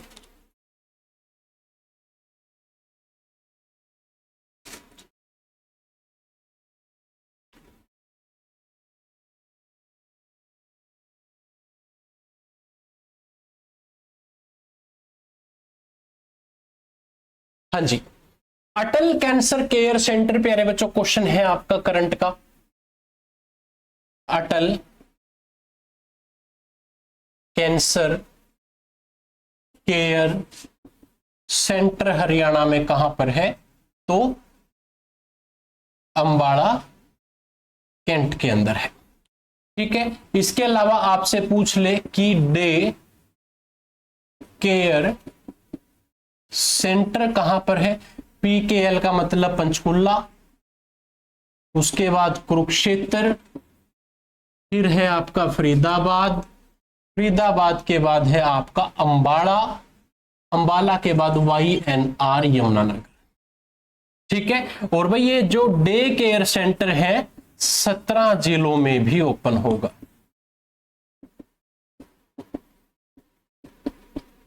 ठीक है, इसको नोट कर लो सभी बच्चे।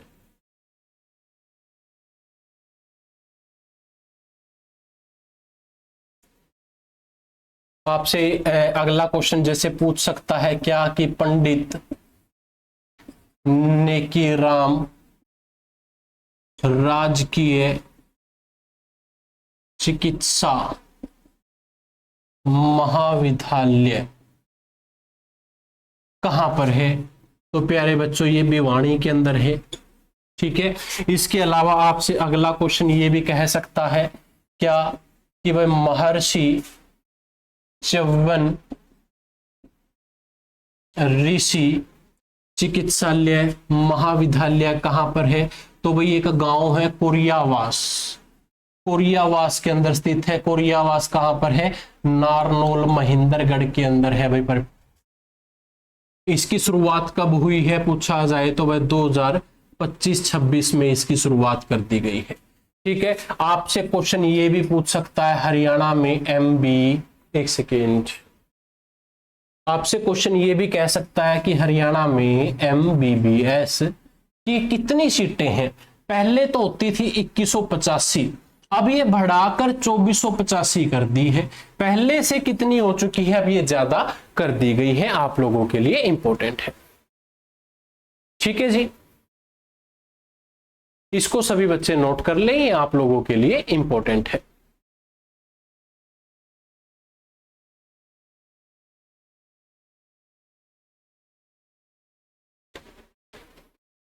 क्लियर। चलिए भाई, अब आपका जो अगला क्वेश्चन है इस क्लास का आखिरी प्रश्न है, और उसके बाद हम जो बाकी के कुछ ऐसे पॉइंट्स हैं अगर जो छूट गए होंगे या हमारे द्वारा बताए नहीं गए या किसी कारणवश भूल गए हो तो वो आपको कल की क्लास में जरूर बता देंगे। ठीक है। तो प्यारे बच्चों अब आपसे पूछ ले IMT कहां पर शुरू कर दिया जी, अंबाला में शुरू कर दिया। ठीक है। हरियाणा में कितने श्रम न्यायालय हैं, ये क्वेश्चन है आपका। अगला क्वेश्चन क्या कहता है कि हरियाणा में कुल कितने श्रम न्यायालय है। कितने हैं प्यारे बच्चों, 9 न्यायालय है। 9 क्या है आपके हरियाणा में न्यायालय है।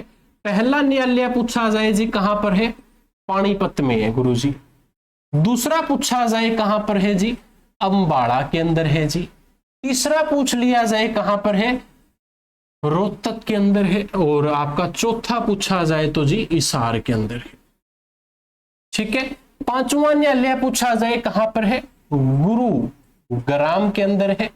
और छठा पूछ लिया जाए कहां पर है, आपके फरीदाबाद के अंदर है। प्यारे बच्चों गुरुग्राम के अंदर तो 2 न्यायालय है ये, और फरीदाबाद के अंदर 3 न्यायालय, 3 और 2 5 और 4 आपके 9 न्यायालय है जो आपके हरियाणा के अंदर है। अगर बात करें बाकी न्यायालयों की, आप लिख सकते हो कि वित्त वर्ष 14 श्रम न्यायालय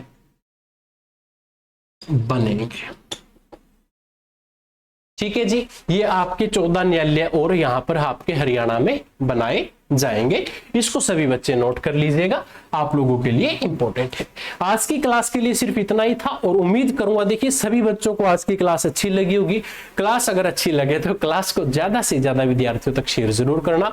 चैनल पर पहली बार आए तो इस चैनल को अभी के भी सब्सक्राइब कर लें, और कॉमेंट करके बताएं कि ये क्लास आपको कैसी लगी। बाकी की जो जानकारी है, आपको कुछ पॉइंट जो छूट गए होंगे वो कल की क्लास के अंदर आपको बता दिए जाएंगे। चलिए मिलता हूं अब आप लोगों को अगली क्लास में, तब तक के लिए जय हिंद जय भारत। बने रहें आपके दिशा क्लासेस यूट्यूब चैनल के साथ।